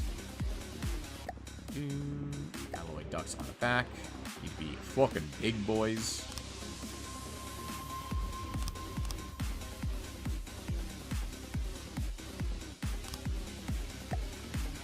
And then 1x1 ducts on the back, because there are no rubber ducts, unfortunately.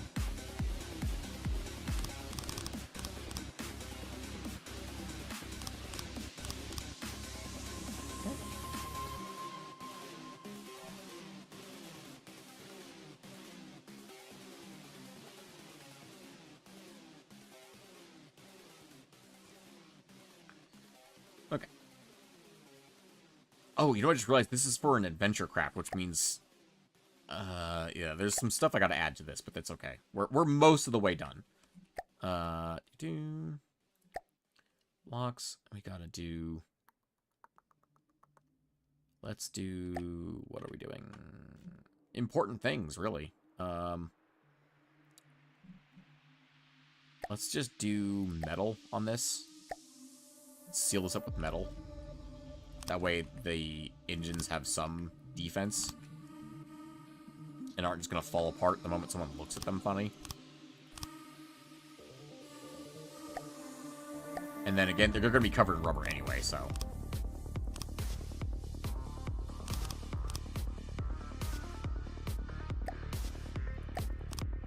There we go. Once again, we have retained block.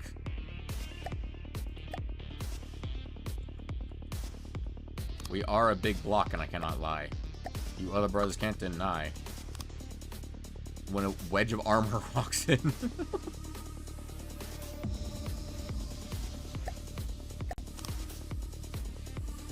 Okay, now I believe... Yeah, these back here are disconnected still. Which, actually, to that extent...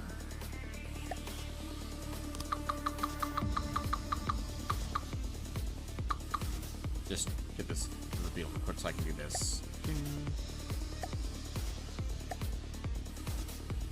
Actually, stacking metal is probably not a bad idea.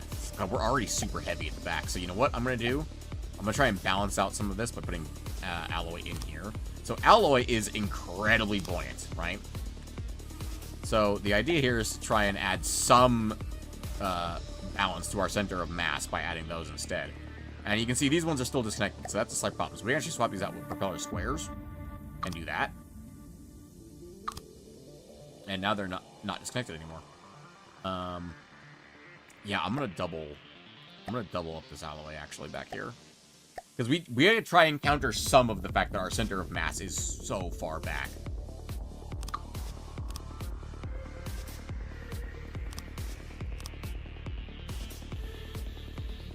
So instead of metal, I'll just do double alloy.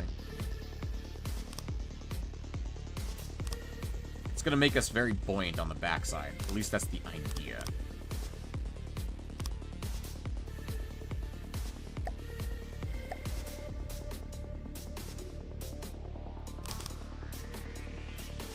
Go. And once again, we have retained block.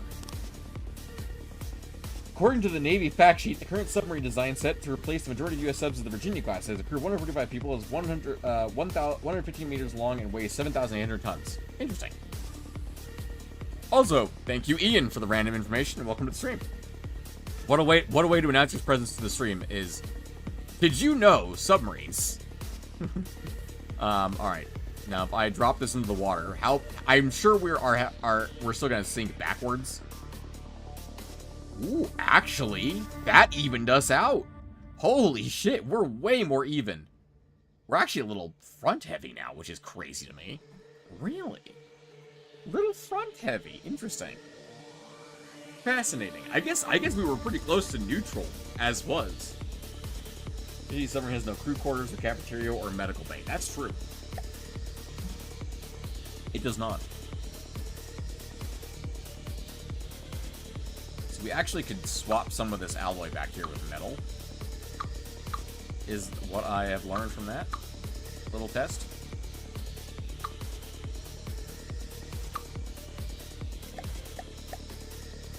Being front heavy is an exception.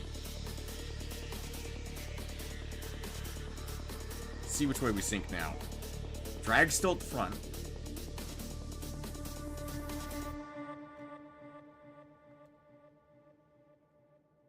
This is not bad. The fact that we're like tilting sideways indicates to me that we're much more evenly balanced now than we were a moment ago.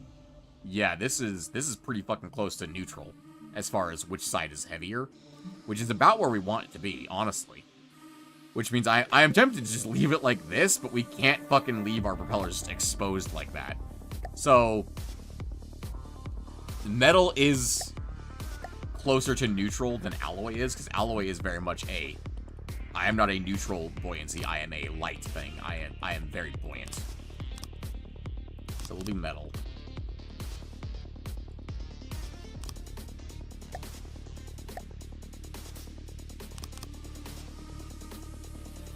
Go. Okay. I'm sure that's going to make us slightly back heavy again, but that's okay. We'll work with it. Yep, we are slightly back heavy again, looks like. Oh, we're dealing with some waves at the moment, actually. Let's see, which way are we sinking? More or less neutral, but a little to the front, I would say. But more or less neutral. Alright. Keep in mind that we're a submarine. We want to be pretty close to neutral so that our propulsion can take us down and around as we desire. Because we're going to be adding a block of rubber to the outside of this fucking thing. Pretty much all the way around, which means the rubber will... Rubber is quite buoyant. That's a problem. Okay. Alright. Let's also figure out how we're going to do this area first, because this is a problem.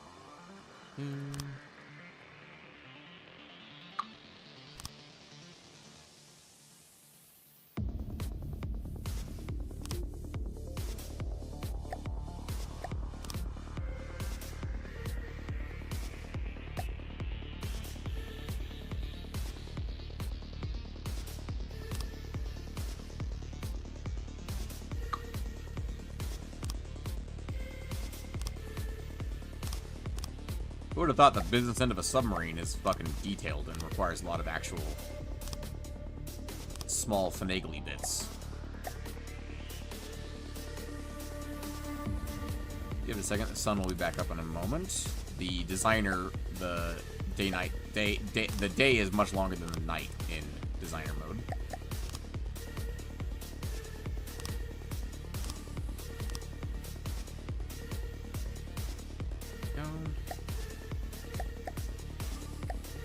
And I don't think... Ooh, definitely do not want that like that. I don't think the game cares or understands, like, weird wedge shapes. So, like, the reason stealth things in real life are the shapes they are is because the shape helps make them stealthier by absorbing radar and sonar and things like that. Well, sonar doesn't work the exact same as radar, but it's basically the same principle in From the Depths. In From the Depths, it's the same principle. But it doesn't account for the weird shapes and shit like that. So I'm just going to make some weird shapes up here, and we're going to call that good.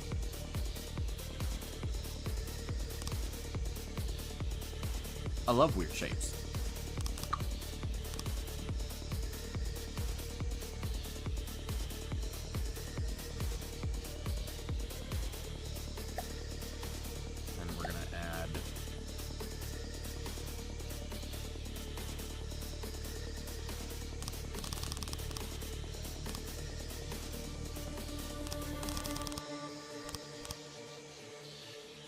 This block right here.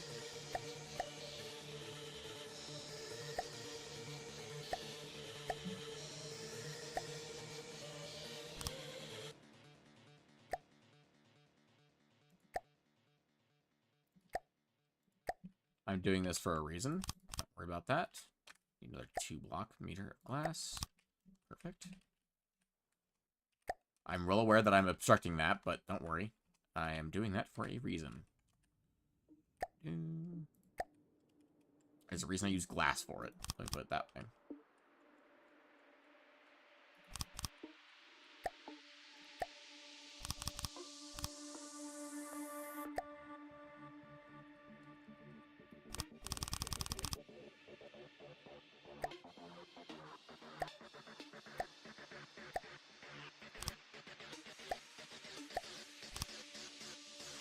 That's not even connected. Why is it not turning purple?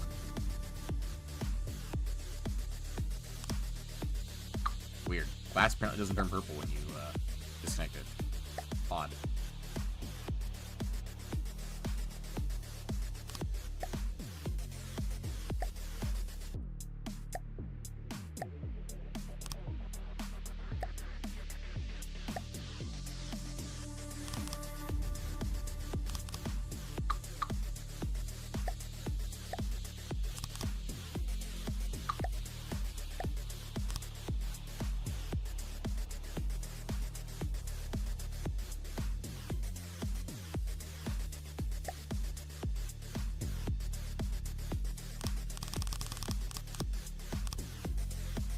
you fucking kidding me? Did I fuck that up?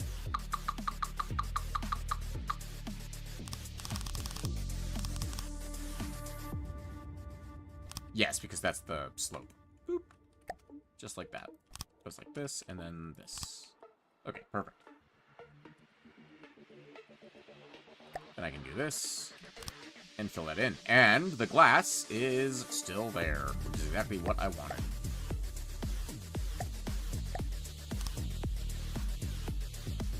That will help reduce our radar signature significantly.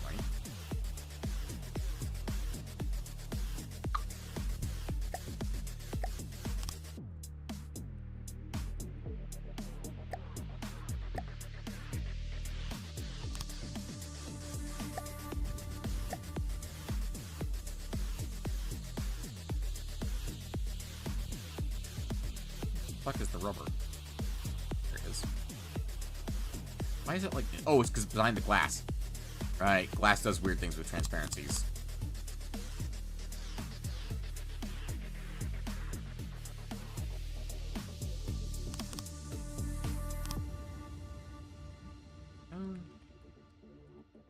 Want as little of that to be visible as possible.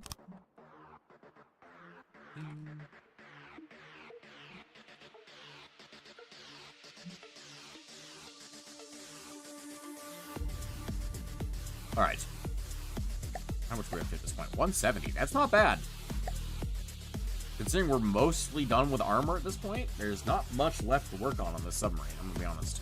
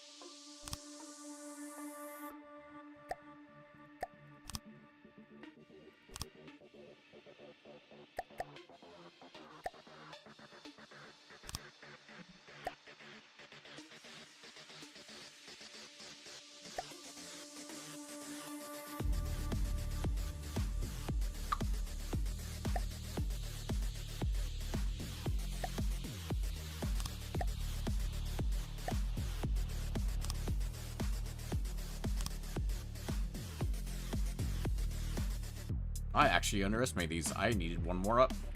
Interesting.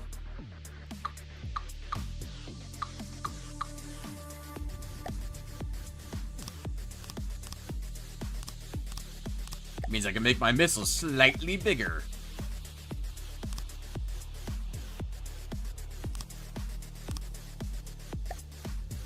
You know, I never understood what the difference is between these two. Just hit points, I guess. Compensating for something. Oh, they're rounder.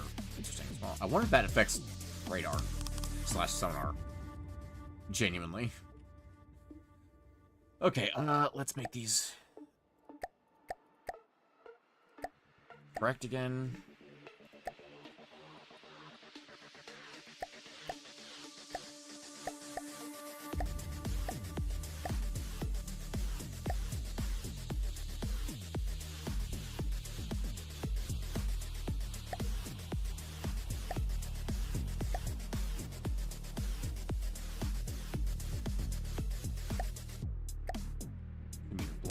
There.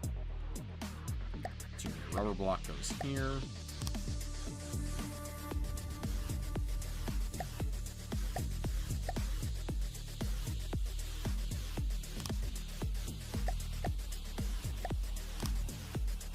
Go. Okay.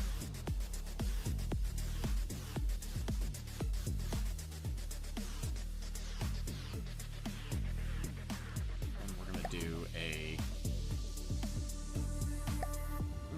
how do I want to do this part? Oh, hang on. First things first.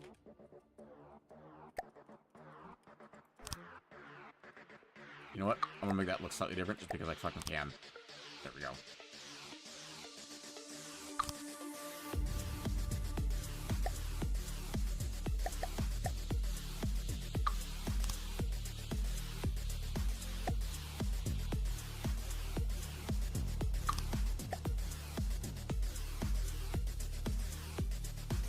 Still gotta do the bottom too.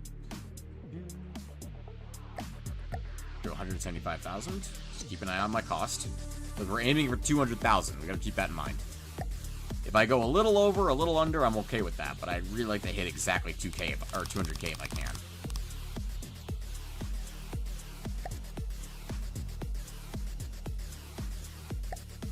I'm aware that's technically too long, but I like the way it looks.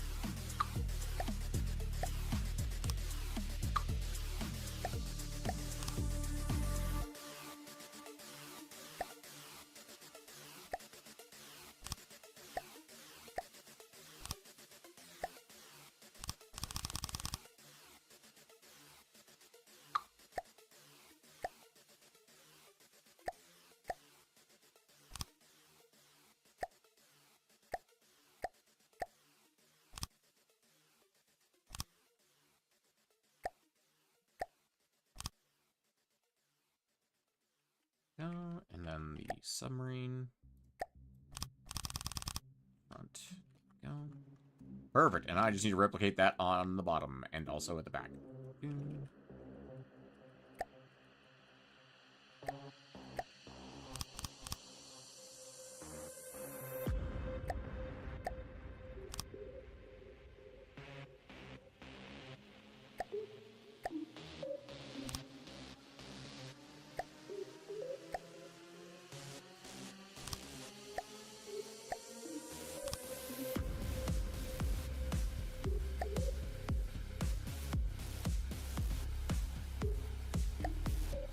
Again, I don't think weird shapes are calculated in from the depths, but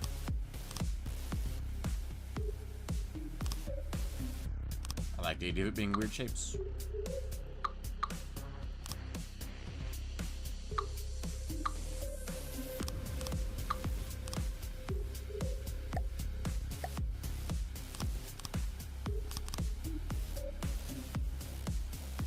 Okay. Also, just giving it more shape in general is not a bad thing, because this thing's a fucking block at the moment. And I don't want it to be a block. I want it to at least look decent. Actually, I'm curious right now. What do we look like as far as sonar is concerned? Oh, well, it's 0 because we're in fucking air, but radar and sonar work basically identically in this game. Wow, look at how weird our front bubble is. That's actually not bad. Keep in mind, we're a submarine. We want to be pointing at the enemy and not having them point at us. Or not being able to see our sides. 3,000 meters below. Good lord. Only 1,000 above, which is crazy to me. But 3,000 below. Oh, of course, because below is not... So there you go. There's the difference between metal and rubber. Is 1,000 above, but 3,800 down below us, where it's metal. Where it's bare metal. Still. Alright. Actually, you know, the bottom doesn't really matter, because again... submarine, but the angle would be quite severe, the angled one. So, and we are going to be at an angle most likely, so we really want that angle to be as small as possible. All right. Or you can see how much it affects it just like that. It does actually affect it. Interesting. All right. Okay.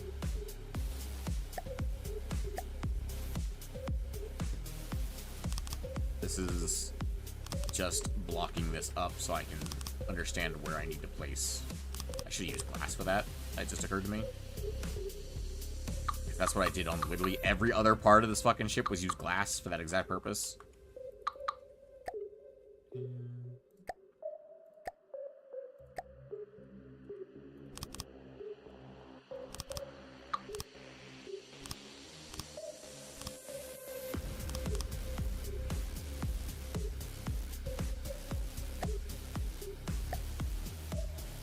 Forgot where rubber was for a second there.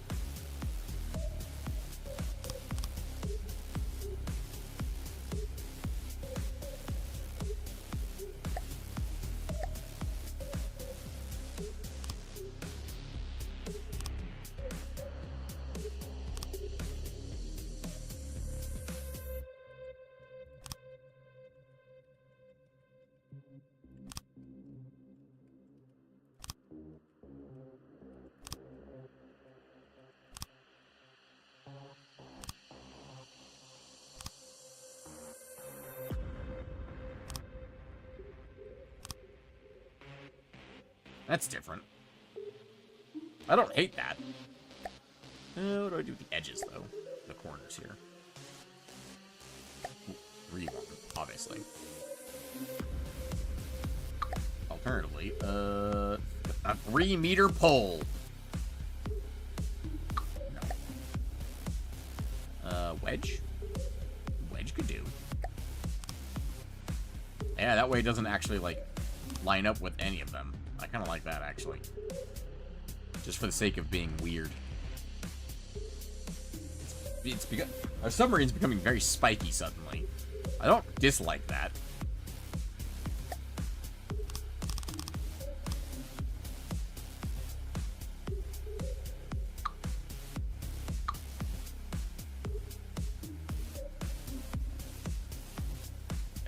Let's see.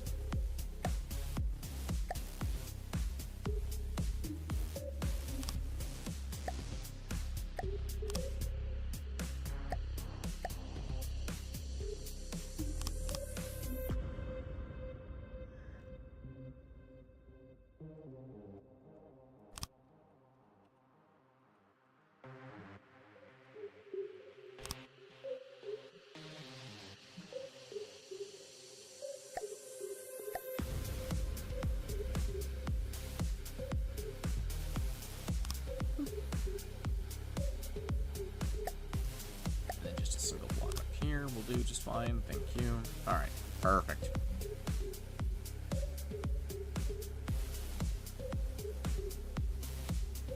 I think I'd like a little bit more of a bulbous shape to the back here. If we did this.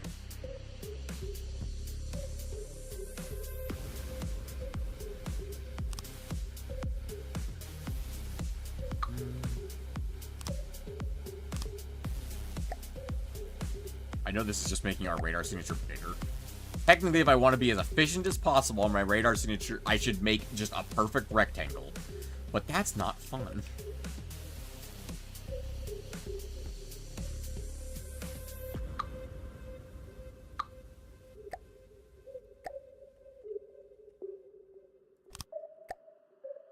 I did say I would try and make this look somewhat nice as well. Rectangles can be fun. No. I don't want a perfect rectangle for my design. I really don't.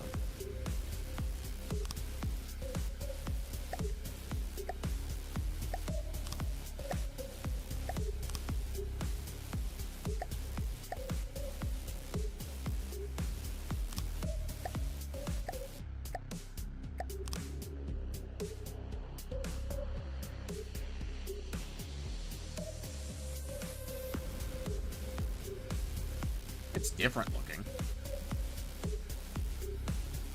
I could add fins onto this to make this actually a functional thing. It's longer than that. It is longer than that, isn't it? Yeah.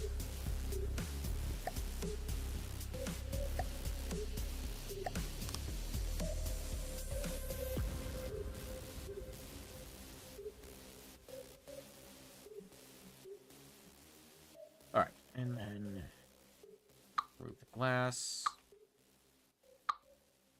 Go, and then that should be functional now.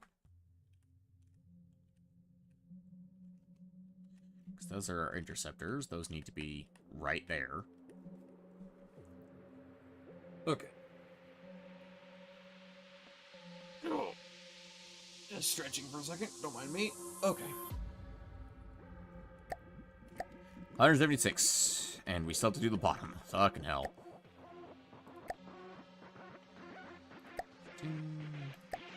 How long have we been at this? 2 hours now? Good lord. Finding boats in this game takes a fucking while, man. Longer if you're talking to people. How did I do this above? You know what? Actually, I can do. Trash the prefab. It'd be easier to do this if it was fucking dark.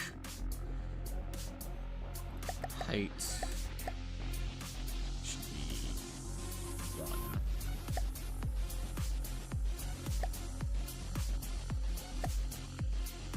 Is that... Otherwise... a good size? That's otherwise a good size. Perfect. Flip this upside down, and... boop. And... boop. Perfect. And then delete center line. And then drop in a beam in the center line. And then a 2-meter slope on the center line. Perfect. And that's the rubber part done. Or that's that part done. Now I just gotta come in with the rest of it. 2 hours of marvels of engineering. Indeed. I'm more concerned about the transition layer. How did I do these ones? Fucking hell. Okay, that's quite a mess up here. Is it mirrored? No, it is not.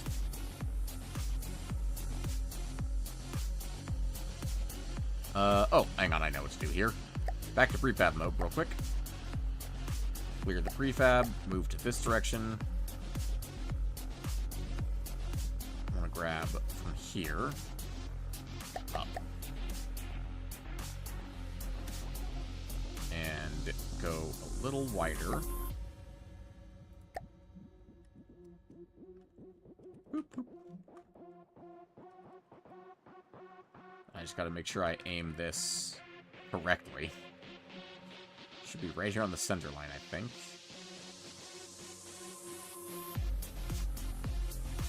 Just like that.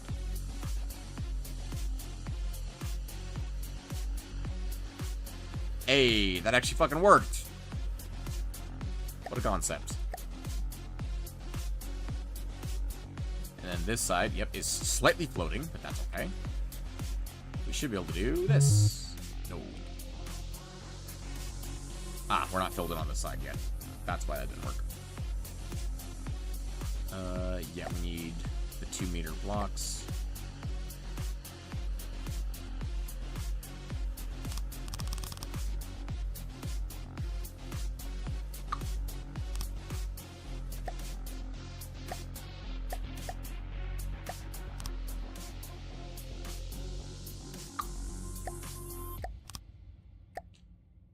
Meters to do right here, and oh, still not solid. What are we missing?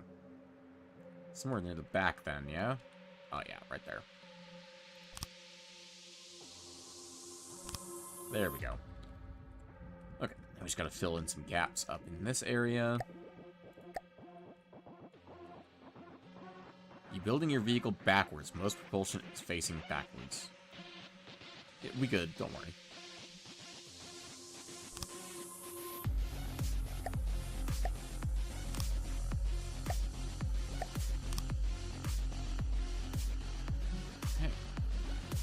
Alright.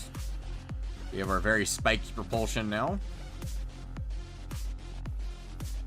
And the bottom is mostly finished. We just gotta add details to the sides and the front, like the corners.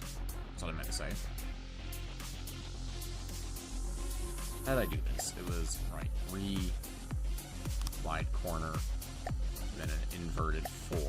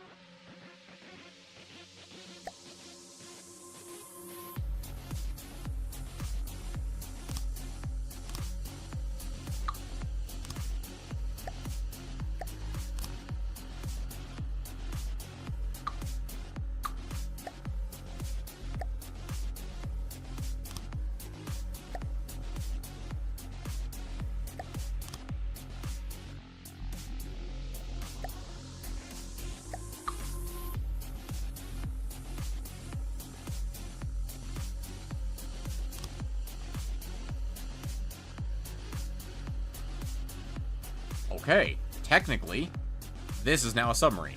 But it is not a functional submarine. As you'll notice, there's nothing in there that's actually functional. We are at 179,000. Hey, we are under budget, baby. However, there's a little bit more we gotta add. So this is a great body. It's a shape. We have this built. Also, I'm gonna add wedges to the front here.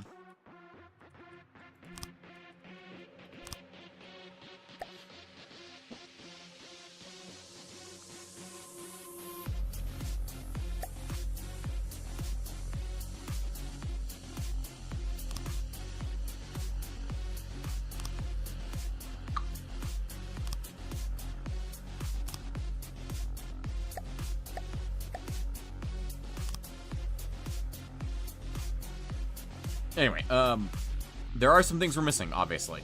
For example, proof of sub and adventure sub. Yeah, this guy doesn't have a name. This guy doesn't have a name yet. Oh, this guy needs a name at some point. Right now we'll call him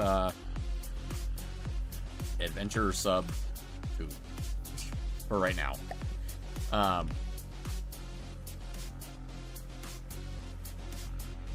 But there is another thing we are missing here that is very important. It's critical, some might say, in fact. We're gonna do... No, not shrink, not prefab mode. No, there is... Disable the view of structural blocks. Apparently, rubber counts as a structure... Does not count as a structural block? Because I can see, like, the metal has disappeared from the inside.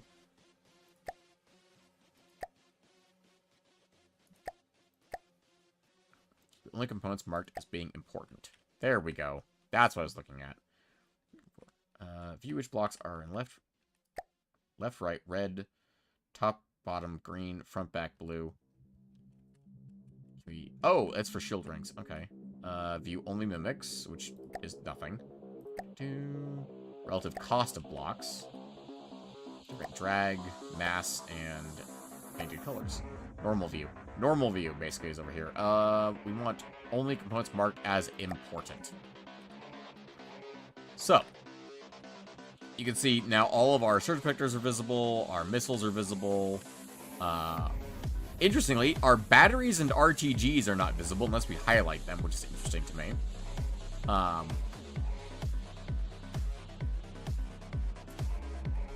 Yeah, RTGs are right here, but they're not visible. That's fascinating that our RTGs aren't considered important. That's crazy to me. Why are these red? I'm from behind.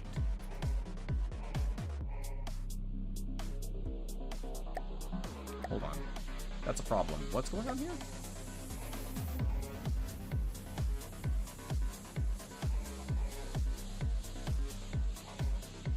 I forgot about the glass. I forgot to remove the glass from the fucking propellers. That would have been so bad if we had left that on the whole time. Imagine we launched the submarine and it's just got glass in front of its fucking propellers. There we go. Okay. Now that problem has been resolved. Only view important. There we go. There's glass on top of these ones too, isn't there?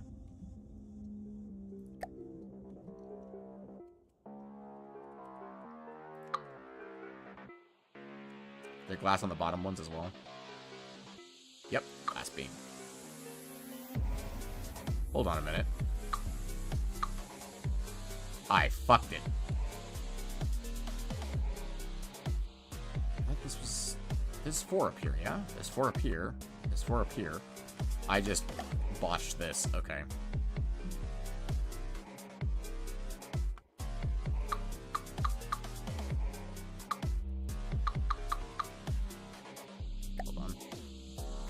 Is a relatively easy fix.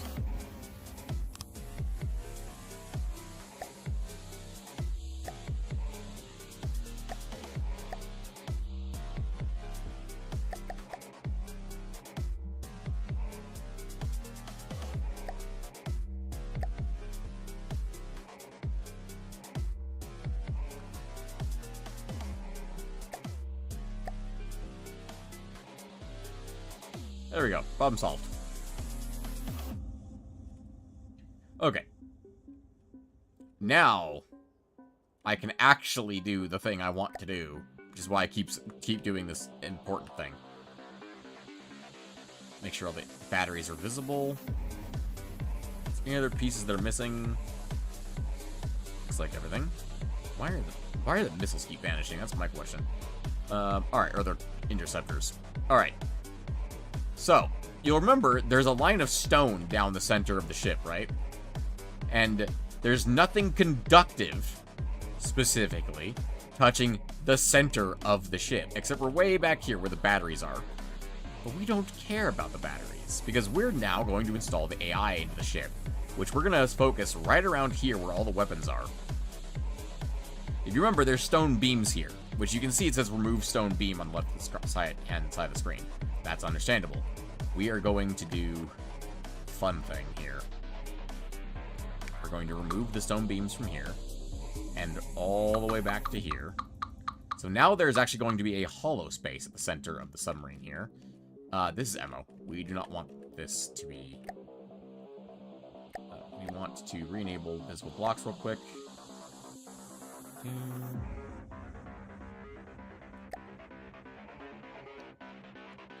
I know this is a mess and a half. Bear with me here for a second. We want to go up to...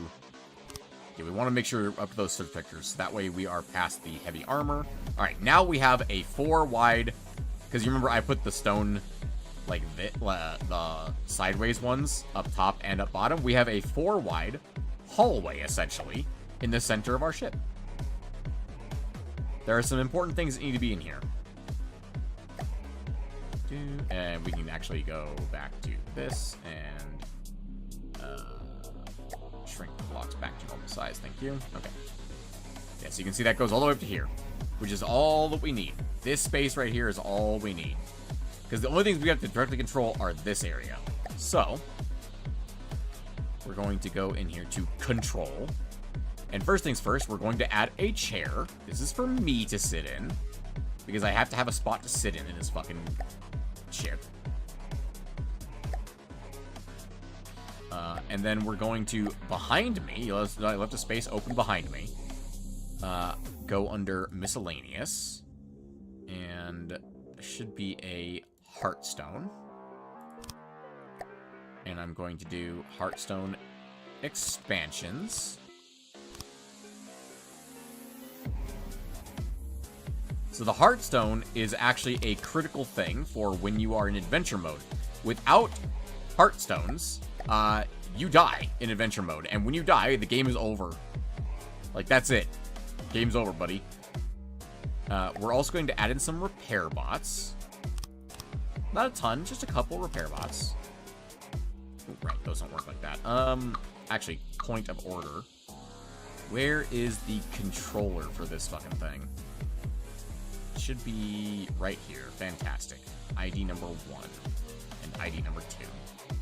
These should be weapon group number 1. Weapon group number 1. Okay, so we should be able to do under AI, local weapon controller, specifically the manual one. We want to filter it like that. What did we just remove?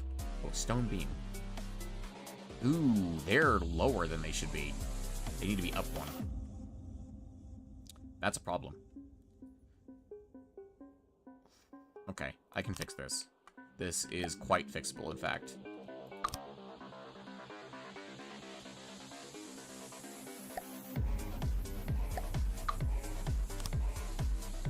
We should have full control of these missiles again. Okay, I gotta rotate this. There we go.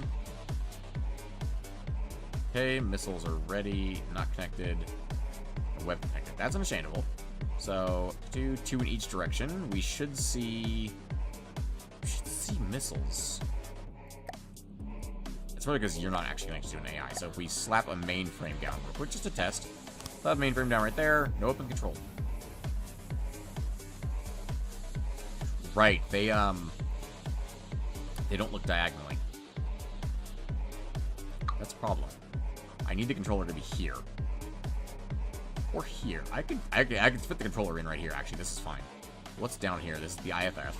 So the IFF needs to move to this rubber block. There we go. The IFF is there now. The controllers need to move to here. And then the connector needs to be placed below the controller. There we go. And now that's a valid weapon again. Perfect. And once again, slot 1, please. Okay. Now, if we remove the mainframe again, we place down a local weapon controller, specifically the non-wireless version. Place that one there. And we do 4 cells left and right, and then it's not connected, so it's not connected. It doesn't say no weapon connected, it says not connected, which means it just needs a mainframe attached, and bam, bada bing, we have an AI that can technically control our weapons with no wireless signature. So once again, so this is our sonar, or our radar again. But if we go to wireless instead, 0. We technically have weapons controlled, but they cannot see us because of it, which is important. So that is the methodology we're going to be using here. So we want our mainframe not actually there, though. We do want the weapon controller there. Now I think about it. That does need to be there. Did I not?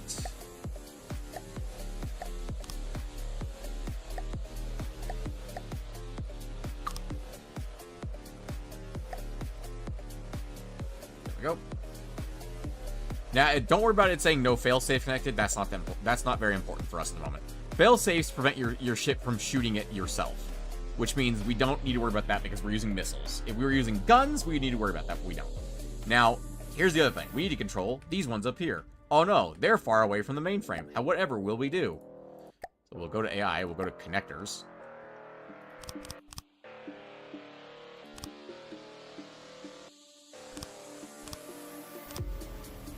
Oh, hey, look at that. Suddenly, we have space for things. Crazy. And then we're going to do another local weapon controller right here. And so this one, yep, it immediately found these two. Perfect. Which we're going to make this weapon slot 2 and weapon slot 2. And this one up here, we actually want to go to defense and grab a close-in weapon system.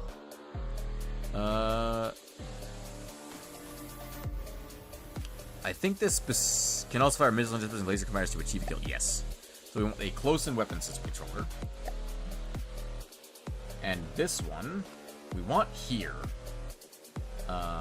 which does go against our rules, which means we need to bring Stone Beam 4. Stone Beam 4. Why is there a Stone Beam 4 meter long right here? Also, what a great time for it to be fucking nighttime again. What?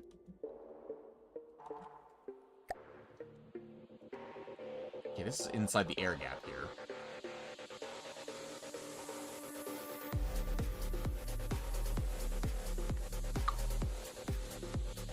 Is that a vertical beam?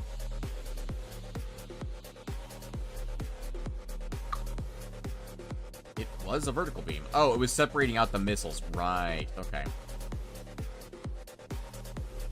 We can fix this. Blocks, stone. Let's go 3 meter beams. 2 meter beams.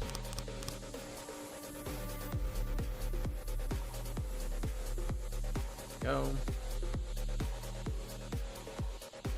And then it's very simple. We're deleting the controllers again, adding a connector here, and then bringing the controller down a block instead.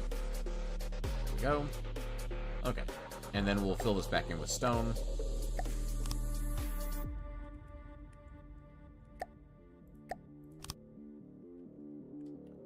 Perfect.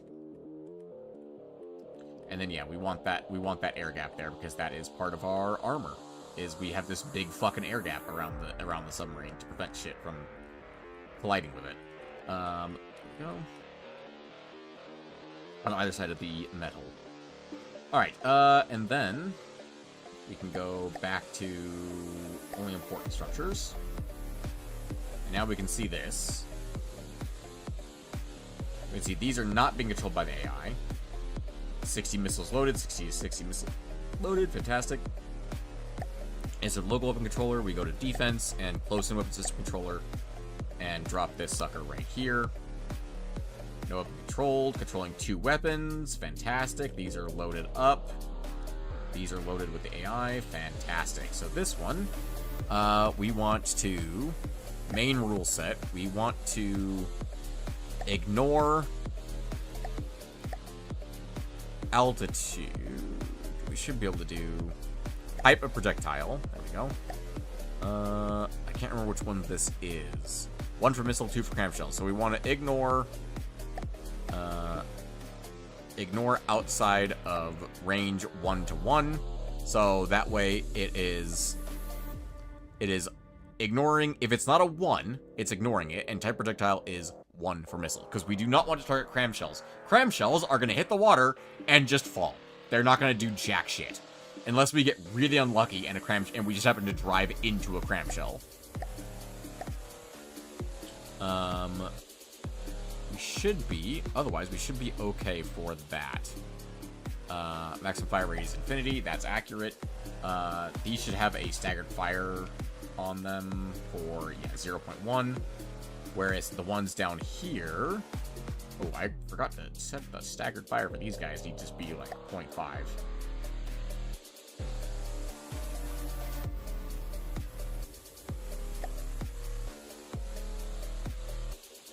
Same goes for these guys. I don't know where their staggered fire is. Somewhere down here.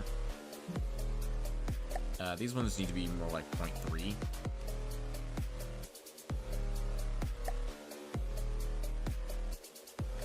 Go. Okay. Now, we have an AI that it can't really maneuver or anything like that right now, but that's okay. We don't need it to right now. We need detection now. So we go back to AI. Detection, we need a wireless snooper. So it's going to do some snooping for us.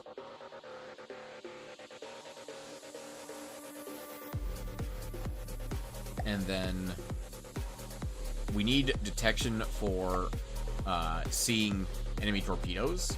So I actually go all the way to the front. And I'm going to bring invisible blocks back. I'm going to slap a passive sonar on the front of the vehicle. Just like that. It should do... Yeah, that should do. Just like that. And then I need to connect it to the actual AI. So once again, we're going to delete a bunch of stone beams. We're going to be replacing with stone beams in a second, don't worry. And then we have AI connectors, and we drag them all the way forward to the sonar. Now the sonar is connected. It says it can have function above water, that's fine. We only need to look forward. We don't really care about any other direction except... Actually, no, if we bring it out to here... It can't see left and right, that's okay. If we bring it there, it can see every direction, yeah? We might as well.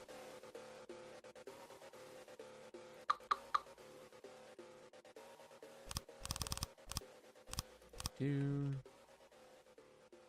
once again, we're doing that so that we can remain as invisible as possible. Normally, on a normal vehicle, you would just throw a connector here and then a wireless receiver so that your AI isn't exposed to the outside. But if something is hitting us, we have already fucked up. Like, being visible is no bueno to us. So, we're going to come back in here, and we're going to do, because this is connecting to our AI, we're going to do 3 meters of stone at the front. Right behind the metal. We're going to do a metal block, because that's what belongs right here. A rubber block, because that's what belongs right here. And we're going to do the same stone beam right here. Perfect. And then, going back inside here, you can see we've got all this open space right here. We are going to drop this full of surge protectors, because I do not want anything touching my precious AI. 1, 2, 3, 3.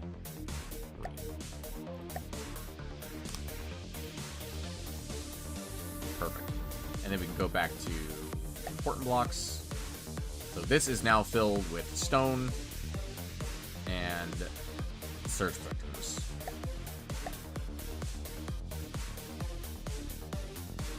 One, two, three, four.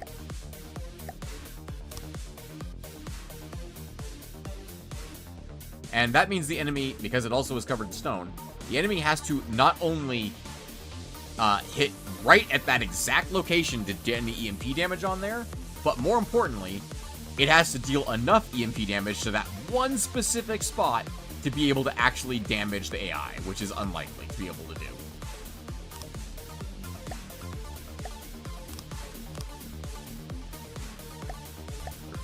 5,000. We've added 5,000 cost of AI components, which is understandable. Now, we need enough processing power to actually run all this shit, so we actually need to go back to AI real quick and add in some general processing cards, which is as simple as doing this. There we go. We should have enough. We need 5. We have 6. We're going to go remove that. We're going to add an AI card slot. Why is the AI card slot not fucking visible? Thank you. And then we're going to add behaviors and additional routines. There's not enough space for that. Oh, shit. Spicy.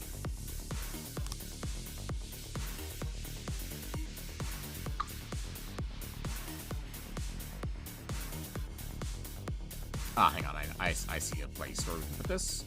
Right here. On top of the mainframe instead. We need behaviors, additional routines. There we go. Just have one of those in there. Because I find it very useful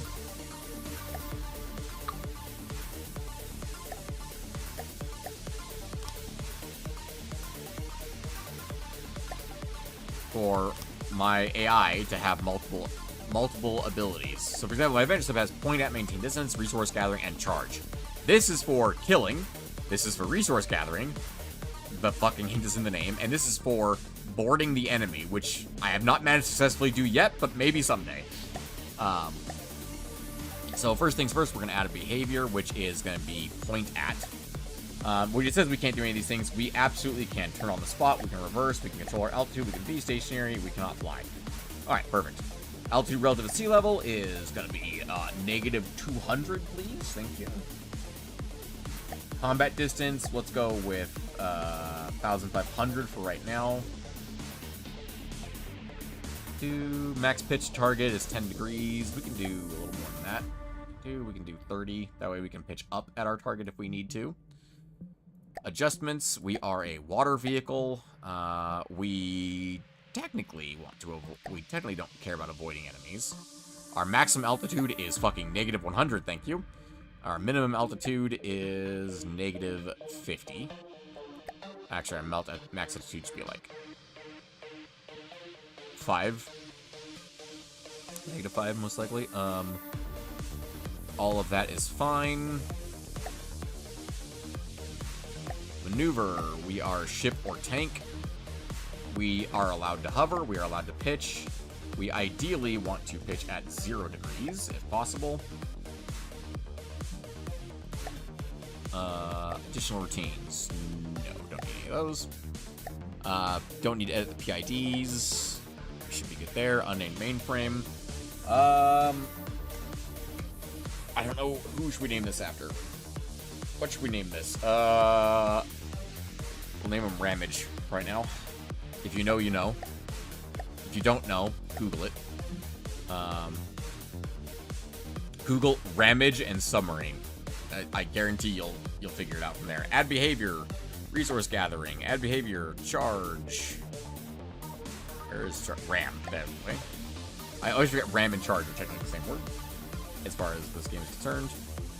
Resource gathering, we don't care. Alright, we should be good there. I think, technically, this is now a fully functional submarine, minus the fact that we don't have any resource collectors, which I tend to just slap on the sides when I need them, and then remove them when I don't need them. 2 blocks will fall off. Why? What's behind you? Nothing, apparently.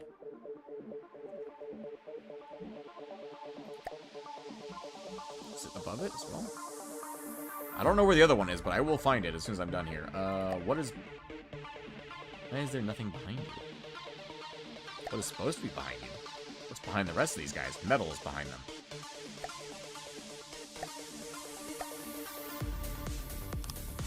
Alright then. Weird.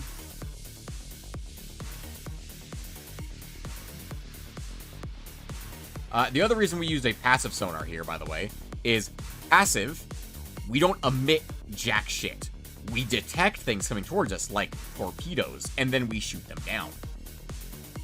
That's the point. or we shoot them with our torpedo interceptors. Okay. This enormous fucking thing should be functional now. I don't love having that poke out like that, so let's... also do this.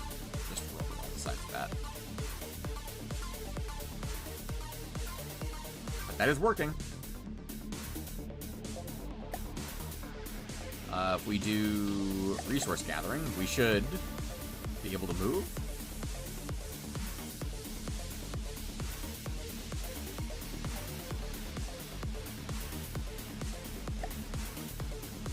And we should eventually park ourselves kind of in the middle of that, in theory.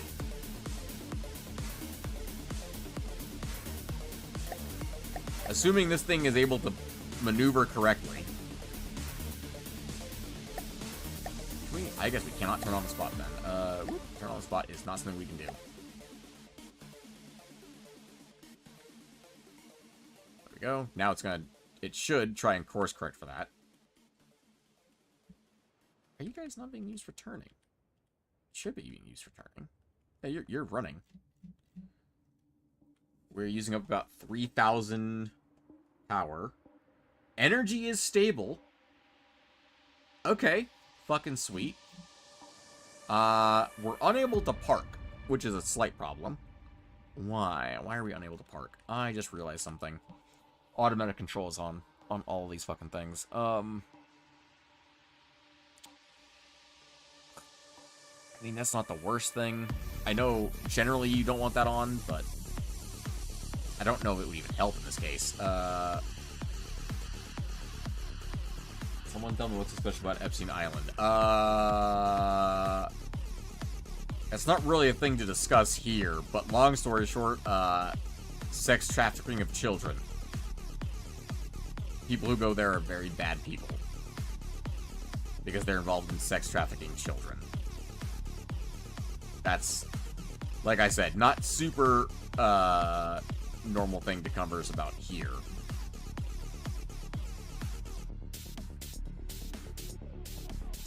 But that's basically what it is.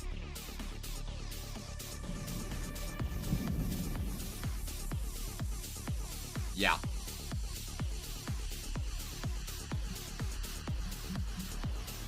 Yeah, Epstein was not a good guy. I don't think anyone is arguing that. Anyone who defends Epstein is a fucking pedophile. Anyway, and I'm quite strongly urged about that. Anyway.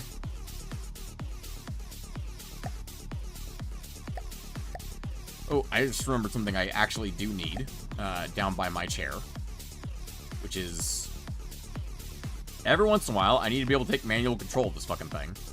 So, I need a vehicle controller. New vehicle controller small.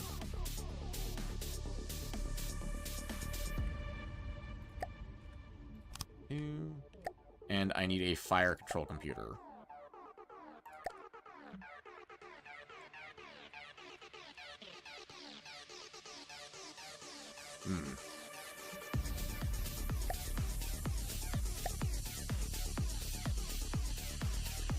There's a distinct lack of space in here. There we go.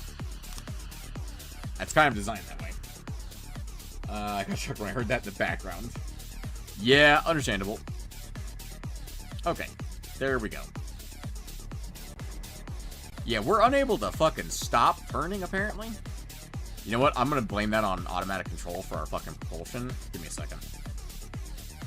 Turn off automatic control for all propulsion, yes. So we should, in theory, just fall over now, essentially. We should only have one thing set for everything now. So these are all set to push. These are all set to turn. Yeah, these are all set. Oh, that's that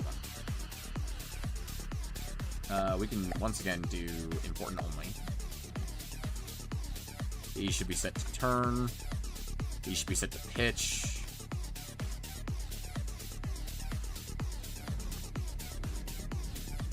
These should be set to only pitch. Yep.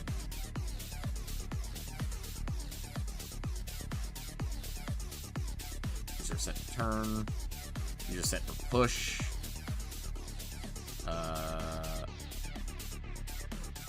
Yeah, these are backwards, though. Yeah, they're certainly reversing. So they are helping us push forward by reversing, which makes sense. These ones are also push. These ones should also be set to pitch.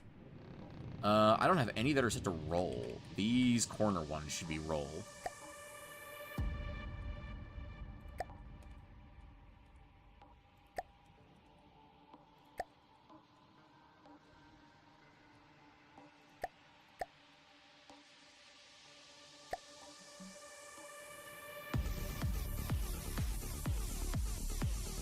We should also actually probably throw some extra propellers down in the center of our mass so that we can determine that's the best place to roll is from your center of mass. So if we were to do, this is our center of mass. Where is this on the actual vehicle?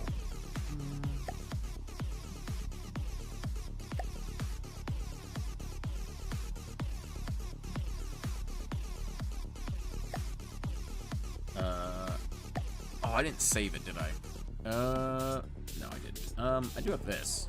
That's not really helpful. I need propulsion. Water propulsion.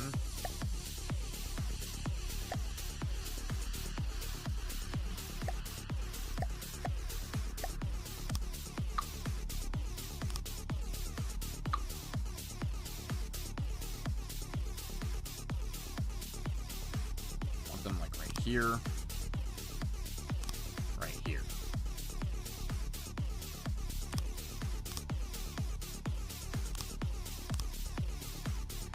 Prison wasn't enough to send PD over the island. No. Epstein was the guy who owned the island, and he was responsible for the trafficking of people. Minors and non-minors for that purposes. And, so anyone who went to Epstein Island, like, to visit Epstein Island, because it was in international waters, and thus there were no laws there, well, you can make your own assumptions about what they did there on that island. Yeah. Not good people. Not good people.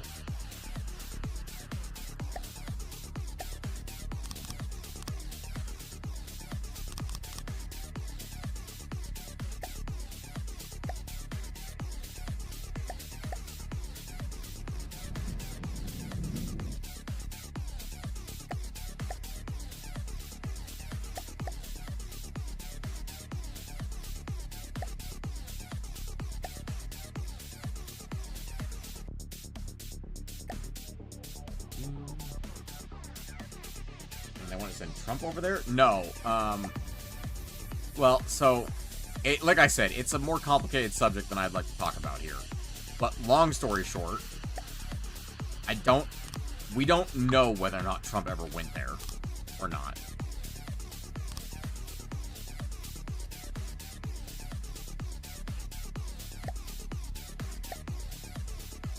Because that's the whole thing with the Epstein files that everyone wants released, so that we can know who did and didn't go everywhere in relation to that, so that we know everything. I'm against making holiday resort island prisons. I'm against trafficking people, period. For any purpose.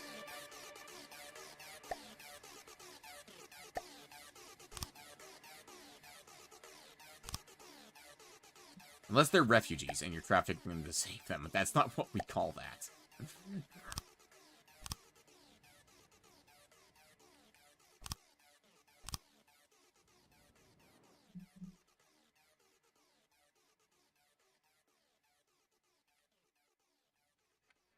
Okay.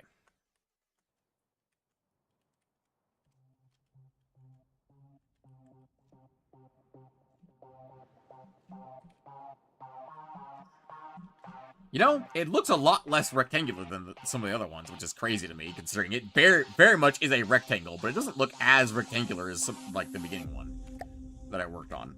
182 is what we're currently at. We still can't fucking turn well enough to actually get into that goddamn spot. Are you serious? Okay.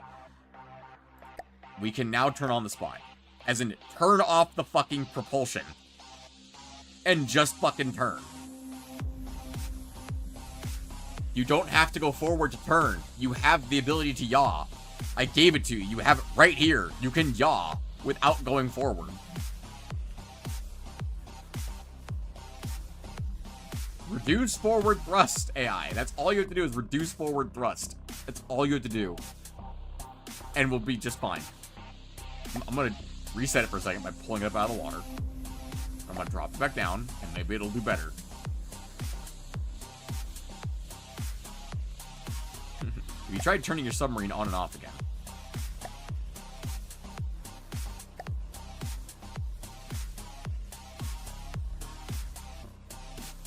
He's as dumb as a brick.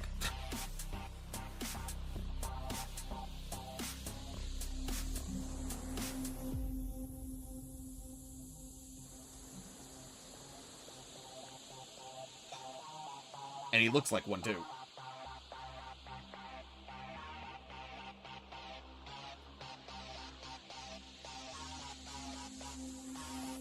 Bruh.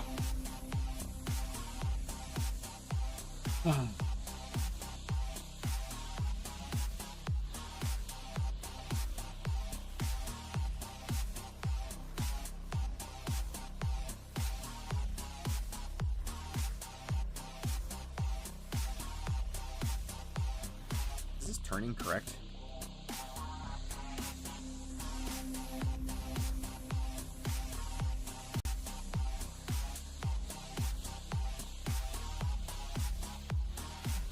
Yeah, that's correct. Okay.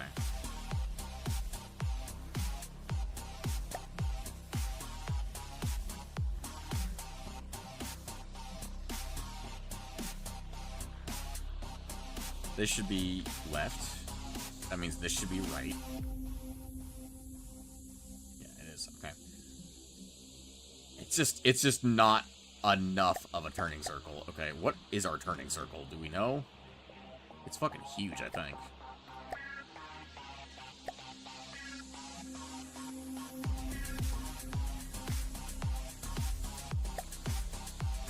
I'd say our turning circle is 100 meters.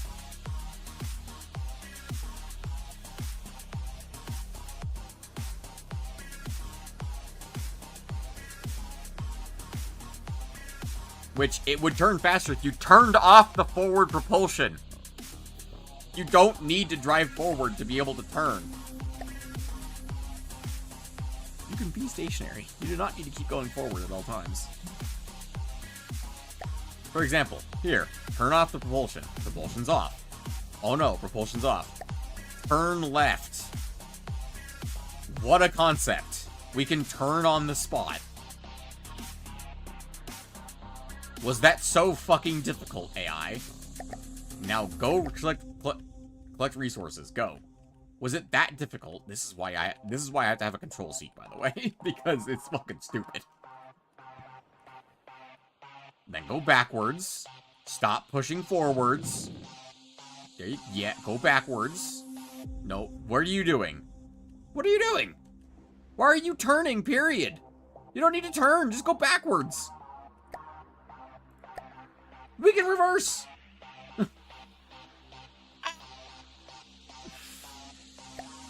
Why are you reversing? Why are you so dumb? It managed to undo everything. It's just back to fucking spinning in circles. This fucking thing. Why? Why do you do this to me? Why do I not understand how AI works in this game? Still. It's not that complicated.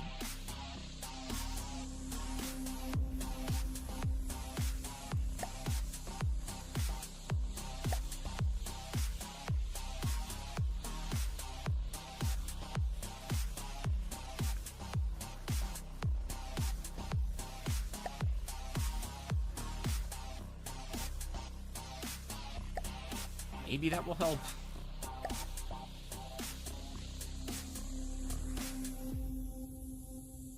Doesn't seem to have done jack shit.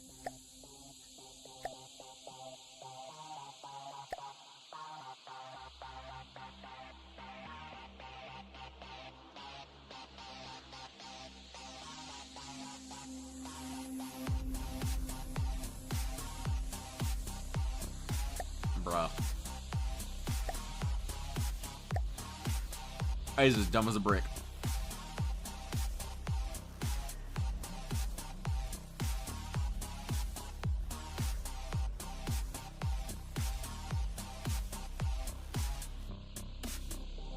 We can pitch, we can hover.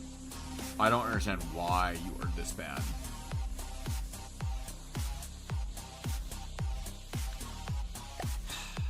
Let me test at least this real quick. Adjustments, max altitude, -100.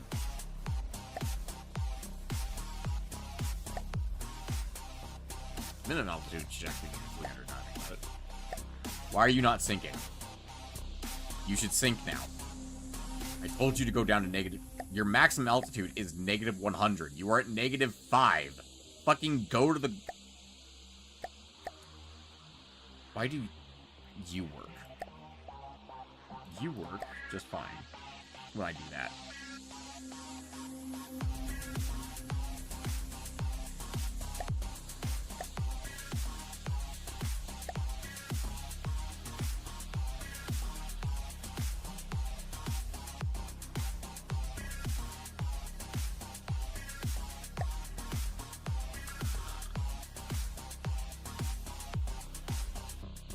Okay, let me take over real quick. And why do we not have access to the hover controls? I don't have access to up and down. What the fuck? Oh, shit, I just realized something. There is no up and down on this submarine. We only can control our altitude via pitch.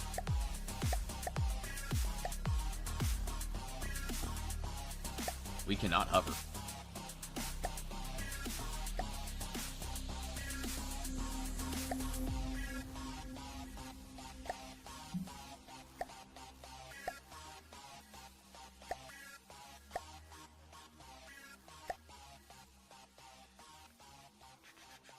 We should be able to pitch up and down to achieve our altitude, but using ship and tank, we're not going to be able to do that.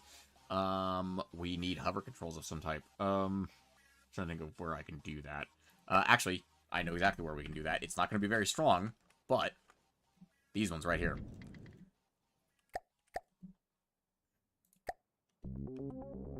These can also function as a pusher on... Where is strafe and hover? There we go. On the down. Spread that to its neighbors. Oh, shit. You're straight just push. You're also straight push.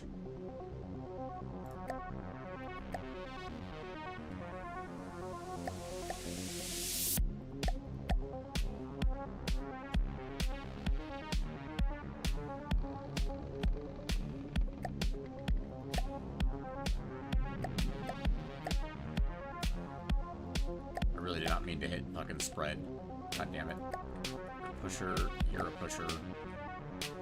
You're a pusher and roller. Pusher and roller. Pusher and roller. And that's why you shouldn't have your propellers fucking touching each other so that they don't fucking overlap their controls. There we go. We're slowly sinking now, it looks like. Yes, we are now slowly able to sink.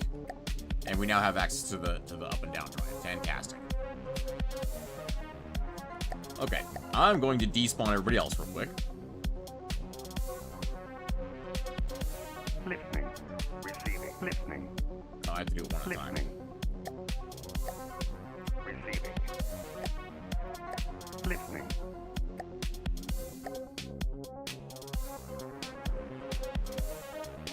Okay. Where the fuck did we go? I presume we're sinking somewhere. Camera 2, thank you. Oh yeah, we're down to -84 at this point. It's slow to go up and down, but it does go up and down, which is important. Check II settings and thruster control configs. I don't know what is wrong with our configs at this point, because, like, we should be functional, but we just don't. We're gonna move to point at and maintain distance. And I'm gonna spawn in. I'm gonna toggle firing off for the moment. I'm gonna spawn in a crossbones. It should not be able to detect us. It apparently can't detect us. I don't know how the fuck it can detect us, but it apparently can detect us. Oh. Right. So there's one other type of detection we didn't go over at the beginning of the stream, which is automatic detection. In designer mode, everything has a tiny amount of automatic detection, meaning that even if you have no AI on a fucking thing, no detection components, it can still see you. Basically. In adventure mode, that doesn't happen. That does not exist, which means we're actually more stealthy in adventure mode than we are here. But you can see the Crossbones is aware we exist and aware of what direction we're in, but it has no method of actually hitting us and can't see us properly. Which means I can do this and open up our forward hatch bays. Forward hatches? And I'd be very curious to see how well these do. Because I don't have God mode on. It hasn't hit us yet.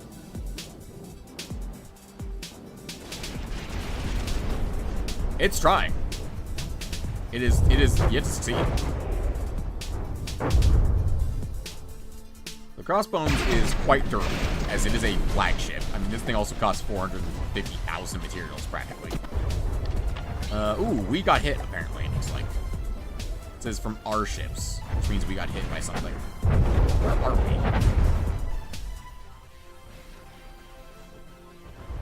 Did we get hit? It said we got hit. Or it said we reclaimed material from our, oh, that was from our other vehicles, not ours. If I fire those, they're launched on the Crossbones, fantastic. If I fire these, they should eventually float up to the top of the ship, the top of the surface. And then they kick on, and they're targeting the Crossbones. Fan-fucking-tastic. The Crossbones should be able to shoot these down. Yeah, there we go. It shot some of them down, not all of them. But, there we go. And now, if I give this over to the AI, it should just continue firing forever until the Crossbones is dead. It should take care of business, so to speak.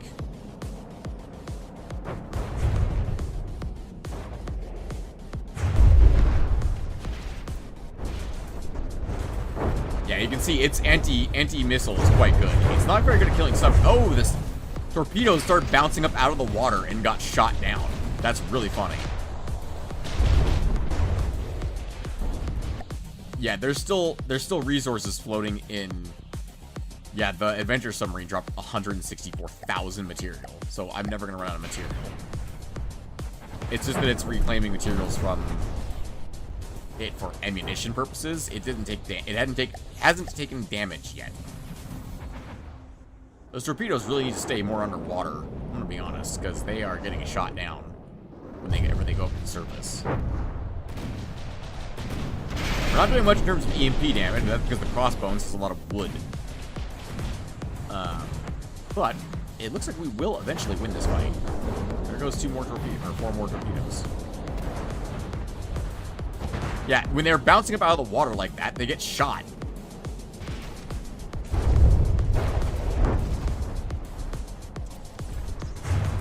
They're still hitting. They're not doing much damage, because when they get shot like that, it reduces the damage they do.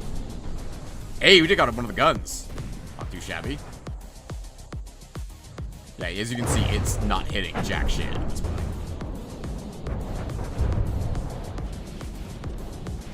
It's pure luck as to whether or not the Crossbones is even able to see anything. But if we keep taking out the guns on the Crossbones, eventually our missiles will be able to hit it too, because our torpedoes will eventually take out the anti-munition weapons. And when our missiles break surface and make their turn, break their attack. Oh shit, wait, are they already gone? I think munition defenses are already gone, which means our missiles are hitting now too. That's actually crazy good.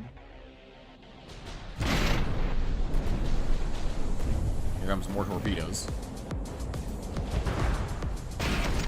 Wow, that EMP did fucking jack shit. Oh, that was a good explosive hit there, though.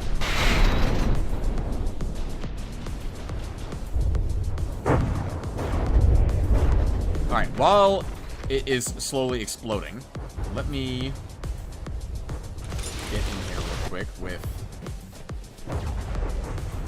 detection components, please. Or just important components, I should say. Where is the controller for the missiles? It's right here. This needs to only aim at things that are above water.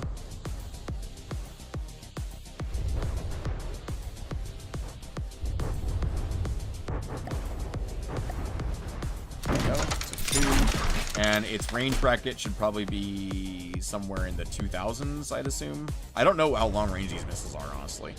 I'm going to assume 2000s. And then we should be good there.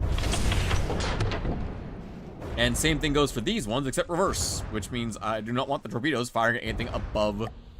Let's go. If anything is above, like, 12 meters altitude, I don't want you shooting at them, because that means they're probably, spoiler alert, not a fucking boat. Did we fucking kill it? No. There was a distinct lack of explosions and launching noises happening, so I assumed it might be dead. It was not. That dog? Just like looking at the floor.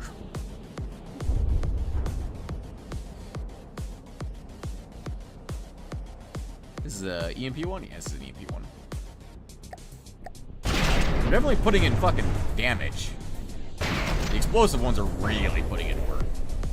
Ooh, if we can get some EMP into the center of the crossbones, though, the deep parts of the crossbones, that'll do some fucking damage. I think we've disabled the side guns. No, the side guns are still active. It's definitely suffering, though. Like, the crossbones is definitely not set up for anti-submarine duty.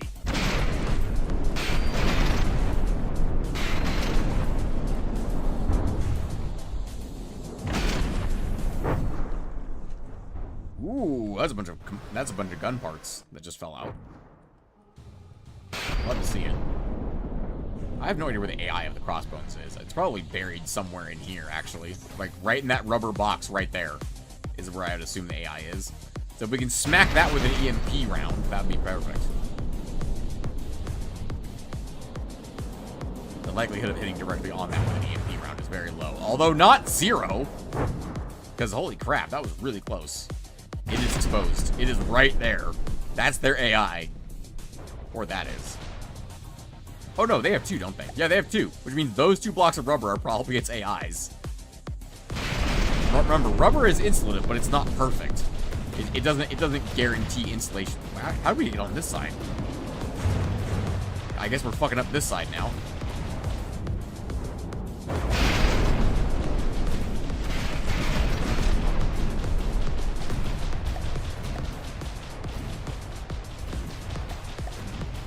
Still ain't hitting jack shit. But this side does have its anti-munition weapons up, which means if the missiles ever break surface again.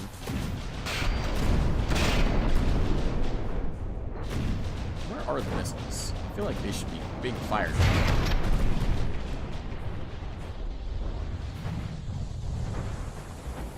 So we're down here. Are missiles not breaking surface at this point? They're just not being fired. Why aren't they being fired?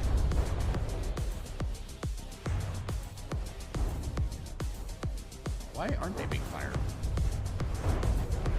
Hold on.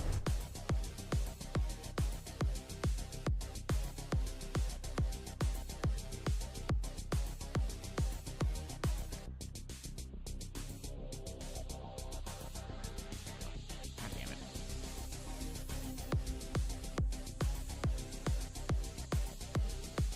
How am I only selecting the fucking AI shit?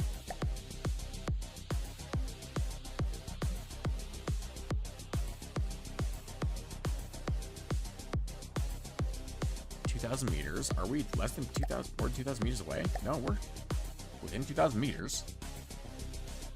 Altitude bracket is 2 meters up to infinity. Let's do... Oh, it's probably sitting at like negative like 5 or something like that, actually. Let's do like negative 4. Actually, let's do literally negative 5. I bet the crossbones is sitting at like negative 5 or something. If I unpause? Yep, there we go. That's what it was. And now they float up. Like the deadly, deadly sticks that they are. They slowly float to the surface. And then... engage! Perfect.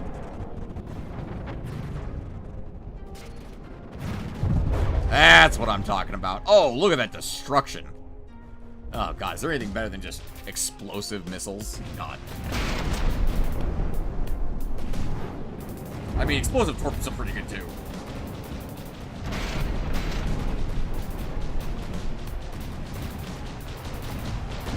I was wondering why there were so few missiles being fired. Yeah.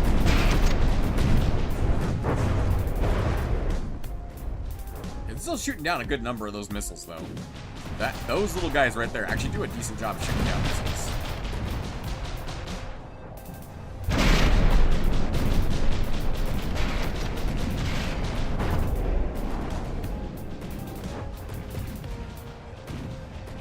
They're slowly chunking away at the armor on this side of the vehicle now. God, yeah, actually, look at that munition defense. It actually shot down every single one of that wave. That's really good. Alright, I think I proved my point that the crossbone stands no chance against us.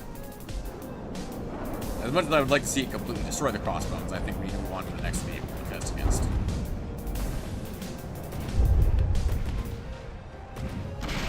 Let's go ahead and take out enemy vehicles. Make sure all the missiles get shot off.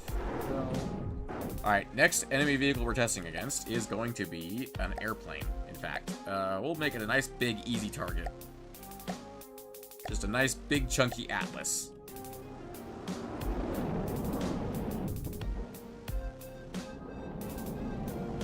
So the torpedoes have no idea where the fuck they're going. And we shouldn't fire any more torpedoes. Wait, he can fucking see it? Oh, it actually has anti-underwater weapons. That's shocking to me. So we shouldn't fire any torpedoes because we can't see them. They're not in the water. We should fire missiles, though. Oh, fuck, we already did. We already did fire missiles, and we did fucking 16% damage to this thing in one salvo. That's not bad. Is he gonna try and drop bombs on us? I'm telling you right now, that's not gonna work very well, buddy. Oh shit, where the fuck did those come from? Apparently we're over there somewhere. Pretty... Yeah, see, those missiles are not very maneuverable. So when there's a target directly above us, we can't hit them directly as easily. I'm amazed those are even getting as close as they are. So yeah, hitting a target like this with the missiles, these missiles, is a crapshoot. Now, mind you, again, this target is nice and big and very chunky and easy to hit. Let's spawn in a Shrike, because those are not so easy to hit.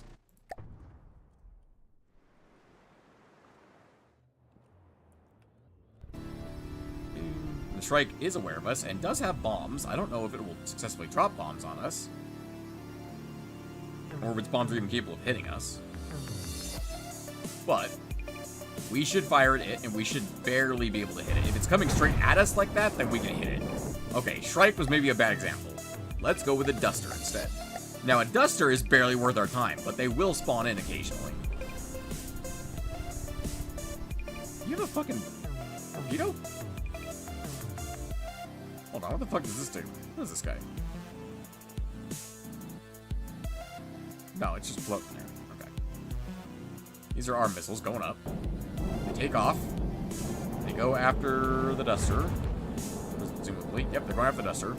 Yeah, but they're not going to hit him. The Duster is too fast. Yeah, buddy, you ain't hitting us with fucking rockets. I'm going to be honest with you. It's not too late for us to add an additional weapon system. Like, specifically a small maneuverable missile for smaller targets. That move very fast. Yeah, these aren't hitting shit.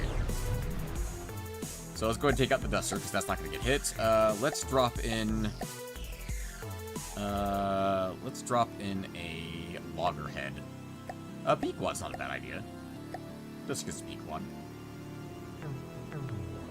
As a Pequod is a submarine, so we'll see how well we do against that. Why are we firing all over the mini interceptors? Does it have torpedoes? Right, the Pequod does have torpedoes. So we fired off all of our interceptors, and we fucking killed it with the torpedoes. Excellent job. We should have not fired any missiles. Missiles are still in the tubes. We took a little bit of damage, but that's because we were fighting a submarine, which is understandable. The repair bot should eventually get to work on repairing that. Eventually. We fucking shredded that guy. Holy crap.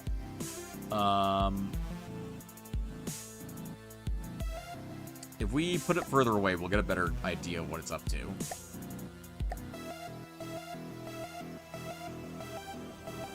So the Pequod will find us. I have no questions about that. There are already torpedoes in the water. That's not supposed to happen. I think it's gonna die. Ooh, it actually survived that. It won't survive that. Yeah, the Pequod's quite fragile. Turns out there were still some torpedoes from the last wave in the water. And there are still more. Ah, that fucking fly in my room. God damn it. Ah! That actually startled the shit out of me. Alright, let's spawn one in facing the other direction so the torpedoes don't hunt it down. Yep. Before it gets a chance to fire its torpedoes. I want to see the Pequod fire its torpedoes at us. I say the Pequod does have, yeah, good anti-submarine guns. But it's probably not going to get through our armor. It'll get through the rubber, but it won't get through our armor. Because it's designed to do that. And then at some point, the Pequod should fire its torpedoes at us. Yep, there we go. It just fired its torpedoes. So I want to watch this torpedo. It is homing in on us. And then we should fire our interceptors at it. So in a second here, we should see a bunch of little guys coming straight at this torpedo. So there's our torpedoes going for the Pequod. And... interceptors? Interceptors? Did we lose that? We lost the radar. Or the sonar. Shit. Well, that's a problem. Because if we lose the sonar, it means we can't return fire against torpedoes.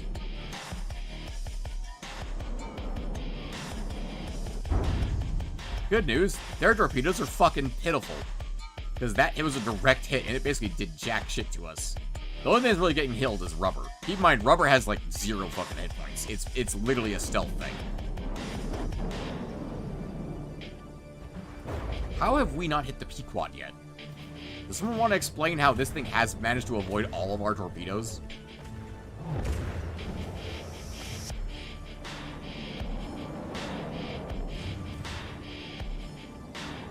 Seriously? Is it that maneuverable? I mean, it is quite maneuverable, but like, damn. I didn't realize it was quite this maneuverable.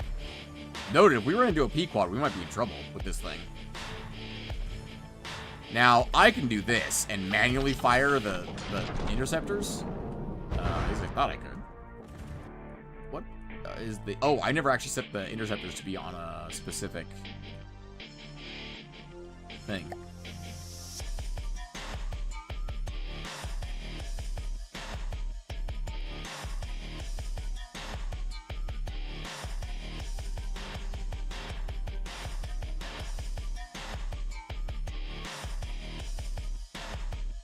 Did it get destroyed? Hang on.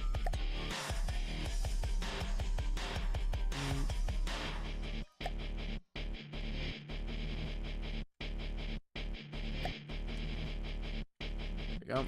So worst case scenario, like this, I can manually fire the interceptors at the Pequod. Ooh, that does not work. The interceptors do not care about the Pequod, apparently. Interesting. I guess that makes sense. They are interceptors. So I could swap them over from interceptors to torpedo and copy all matching launch pads and then just fucking fire. In theory, I can do that. That's not going to really be effective because it's above us at the moment, which is actually quite hilarious because neither of us can really hit each other at the moment. From this angle. If I keep it on missile interceptor, I should be able to manually fire the torpedo interceptors when it fires its next torpedo at me. Just waiting for its next torpedo. Is that it? That's it. Fire the interceptors. And they should take care of that. Apparently not. Am I missing something with that information? I could have sworn that's how interceptors work. Is target from AI's missile warning cameras. Oh, it needs the sonar. Oh, shit. Okay, it has to have a sonar connected or it won't see torpedoes, period. Okay, noted. Even if we manually fire the interceptors, it won't actually do anything about it. Alright, so noted. The Pequod, in theory, will eventually kill us. That's actually really cool to know. That means we need to be smarter. We can also, real quickly, just do this. Alright. Noted. Not good against the Pequod. What about the Loggerhead? The Loggerhead is really big. But you're going to want to turn. The Loggerhead's over there. The Loggerhead, if I remember correctly, though, is actually quite bad against the submarines. I may be misremembering, though. It is currently shredding the fuck out of us.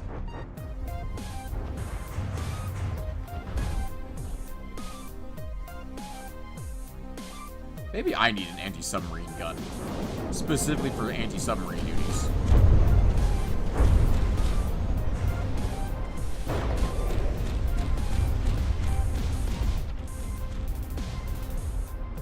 This fly is very persistent. These are its torpedoes. Has our radar been shot off, or is it going to intercept these properly? Looks like our... Oh, it looks like its torpedoes don't fucking know where it's going. Because the fuck is that? And yeah, our radar's been shot up again. So the problem is, if something can see us, it fucking shoots that radar off, or the sonar off, fucking instantly. Which is a slight problem.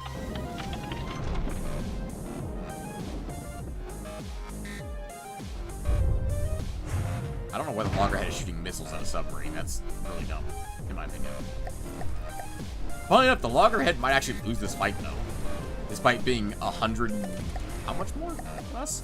160-ish thousand more than us? It's because it doesn't have very good torpedoes. Its torpedoes suck buckets. Like, its main gun is the only thing that's really useful against us, and it's not capable of diving very much against submarines, it looks like. Because, like, if it was shooting us continuously, we'd be dead by now. But it's not. Its torpedoes just suck. Whereas, mine don't.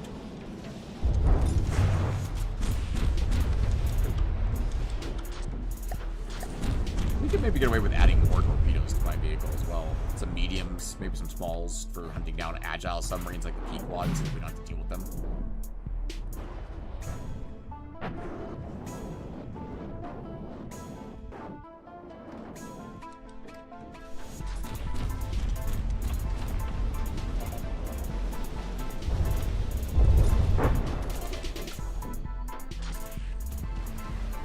There's another sizable advantage we actually don't have in this mode that we do have in adventure mode, which is that there is no sea floor in adventure mode. Although, why are we up here instead of down where we should be at -200? We suffered damage to our up and down thrusters? No, they look intact. So that's interesting to me. It's fucking AI did. We beat the Loggerhead. Holy shit. I'm actually incredibly impressed that we beat the Loggerhead. Even if it was an absolute fucking slugfest, we did win, technically. Oh, now it's firing torpedo interceptors and torpedoes. It's just... enemy submarines that have fucking guns are just brutal, because they take out that detection immediately.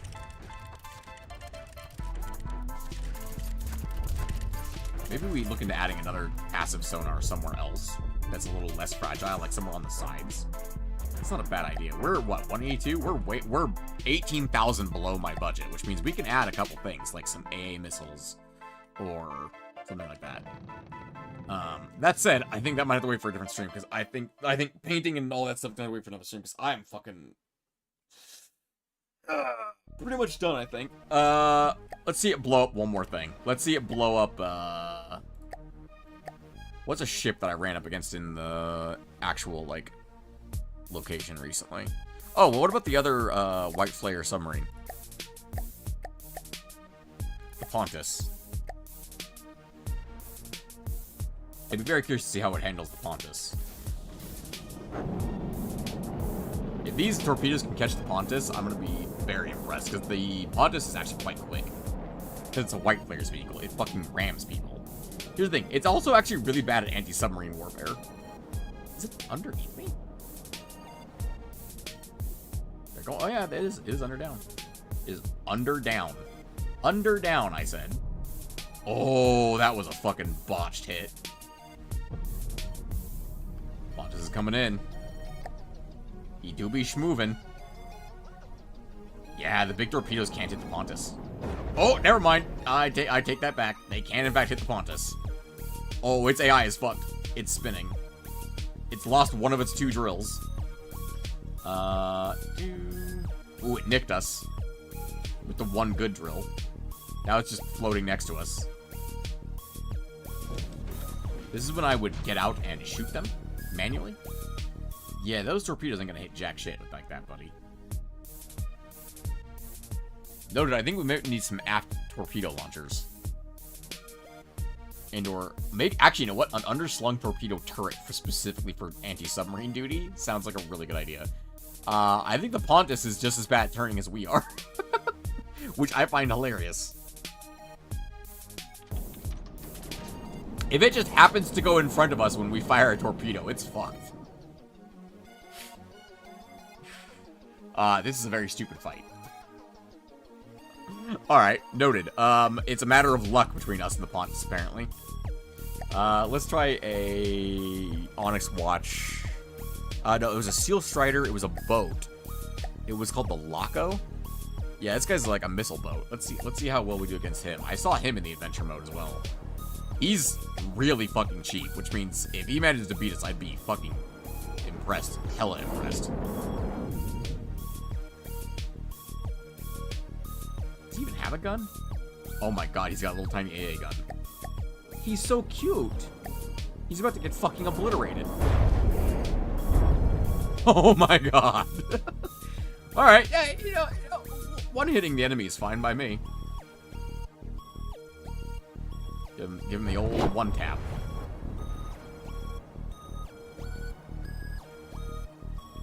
Real quick, actually, there's something I want to do. I want to fire off a missile. Just a test missile real quick. Let's see how far this thing goes. On its fuel / lifespan. Once it gets up here.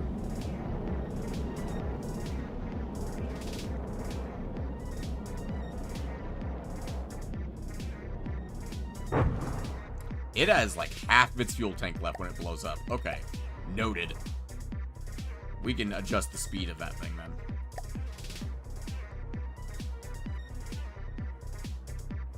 Probably should give it a regulator. Yeah, we'll drop a regulator in instead of that extra fuel tank. It says 8 seconds of thrust. That's honestly not that bad.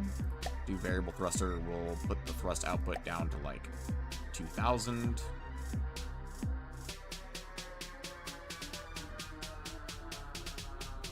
Copy to all launch pads.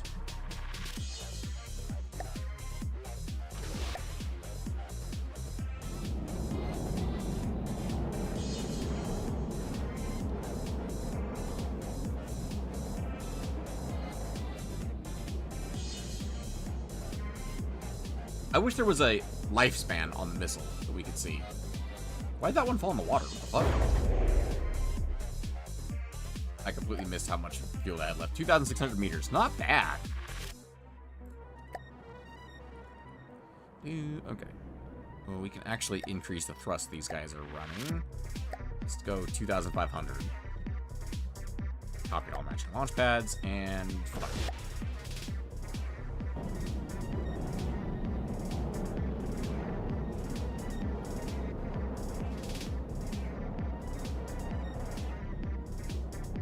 I'm watching its fuel specifically to find out how much fuel it has left when it dies.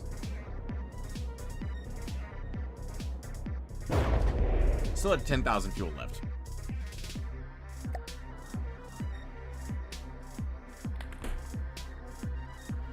I think, honestly, it uses so little fuel.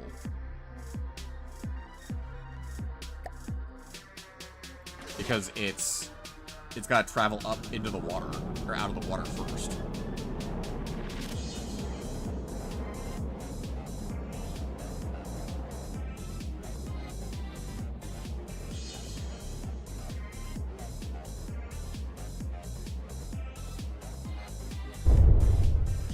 Yeah, that barely affected it. Then there's one other thing we can do, which is internal space that's free used for fuel. Nah. It's tempting to fill it with incendiary, honestly. Just because I can. Let's go EMP. Copy to all matching launch pads.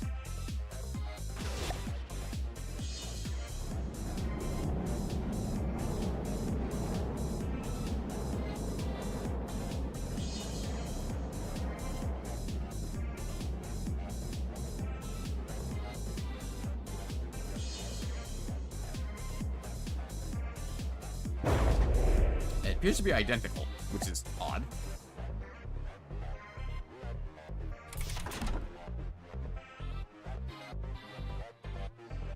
I just realized I might not be watching the one from this one. I might be watching the one from that one. Hang on.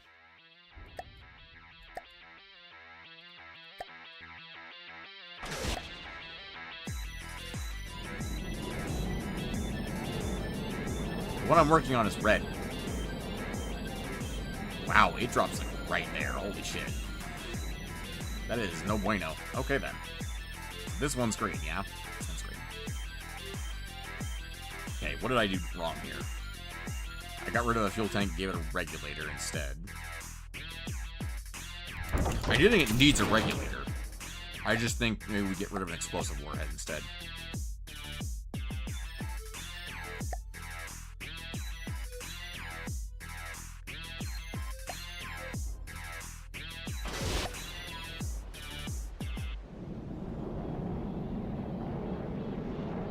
The red one is certainly faster.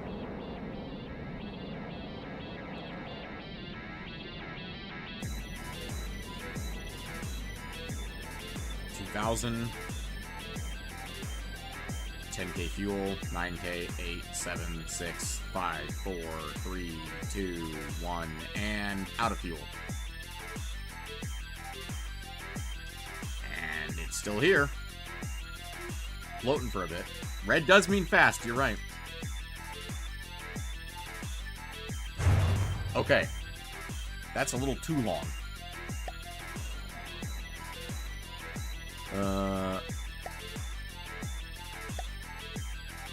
can go...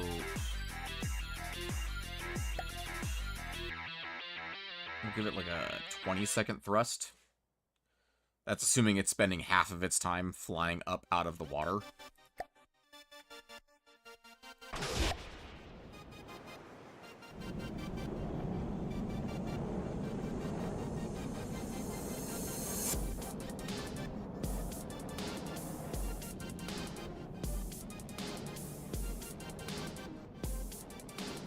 I mean, it's still moving at 131 meters per second. Boats aren't going to be able to outrun this thing. 25, 26, 27, 28, 29, 30.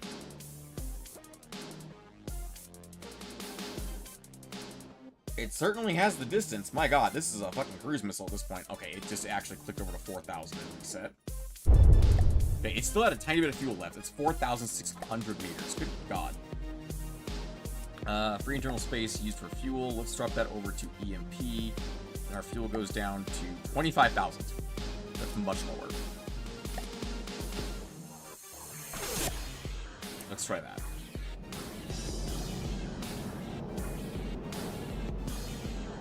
The red one absolutely blitzes out ahead, but then falls off at, like,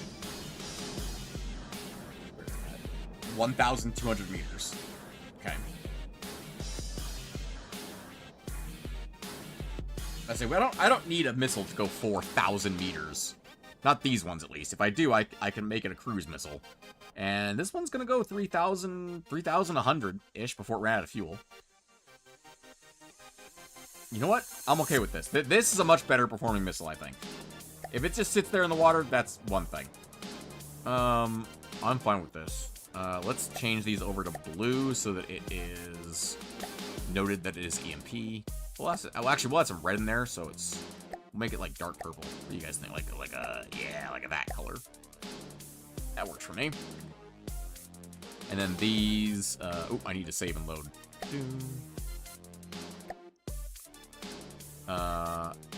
Sub 2. BLS 2. Load. Go. Now they should be identical. They are not. Okay. Not sure why they aren't.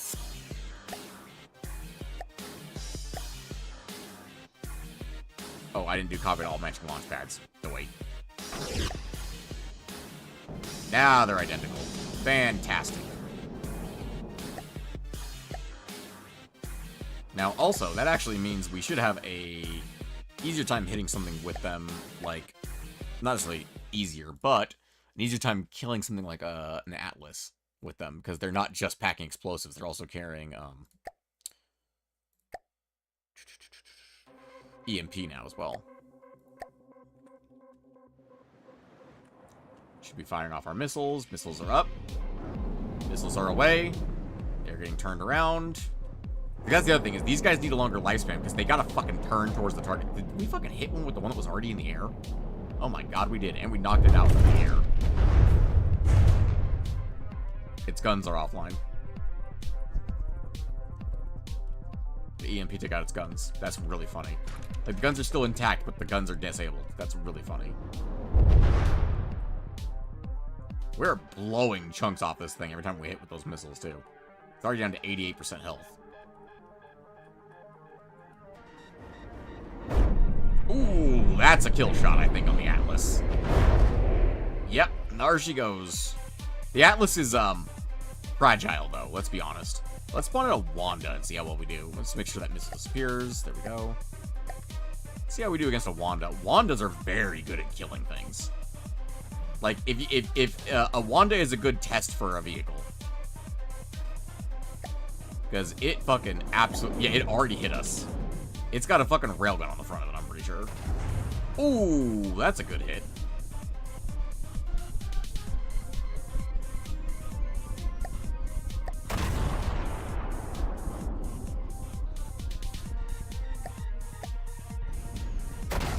Oh, I forgot to adjust the fucking, the range band on the new missiles. Because it can target after 3,000 meters now. It's not targeting the Wanda for some reason. Unless we took out its... There we are. Oh, where are you aiming, Wanda? Because that is not where we are. Interesting. Yep, Wanda's down.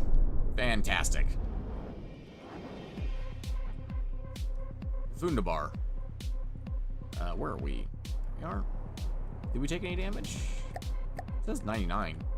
But I don't see... How the fuck would that... Is that the Pontus? Did we not repair the Pontus? Because I don't see how the Wanda could have hit us on the underside. Also, real quick, fix that weapon controller, because it can target out to 3,000 now. It ran out of fuel at 3,000, so perfect.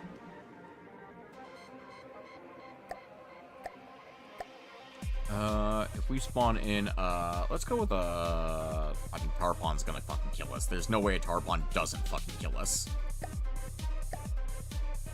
But I am curious.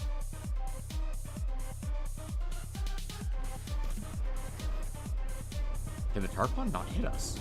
Oh my god, the Tarpon can't hit us. That's amazing. It definitely can shoot down our missiles, though.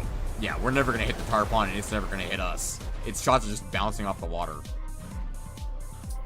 It might hit us. It might get lucky and actually score a hit on us, actually.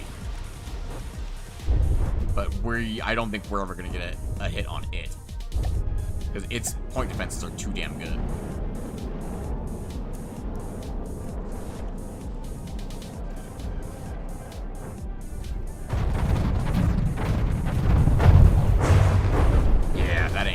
Okay, fair enough.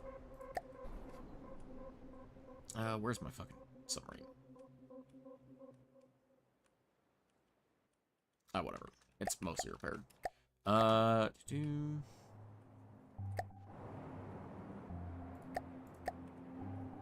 We lost, like, a tiny bit of, like, the side of our ships. I guess the Tarpon would absolutely kill us, but here's the thing. We have the advantage of we can just run away from the Tarpon. Or, you know, sink What else can we fight against?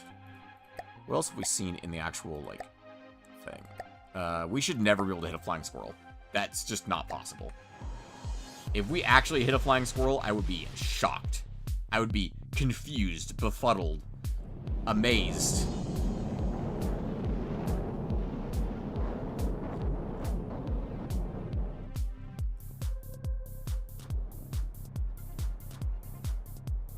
There's just no fucking way. Not with these missiles. It'd be a pure luck crapshoot as to whether or not we can hit a flying squirrel, but they can't hit us either. So I guess there's an idea there for an AA weapon. But like I said, I think we are done for today with this thing. I think I will probably add an AA weapon to the back of this thing. Maybe 2 turrets. A small torpedo for submarines and a small missile launcher turret for anti-air duty. But I am done for right now. So, until next time, ladies and gentlemen, I've been to Videos. We have a community event in 7 days. Look at the Discord. Information on the Discord in the description down below. Until then, ladies and gentlemen, have a pleasant morning, afternoon, evening, and good night.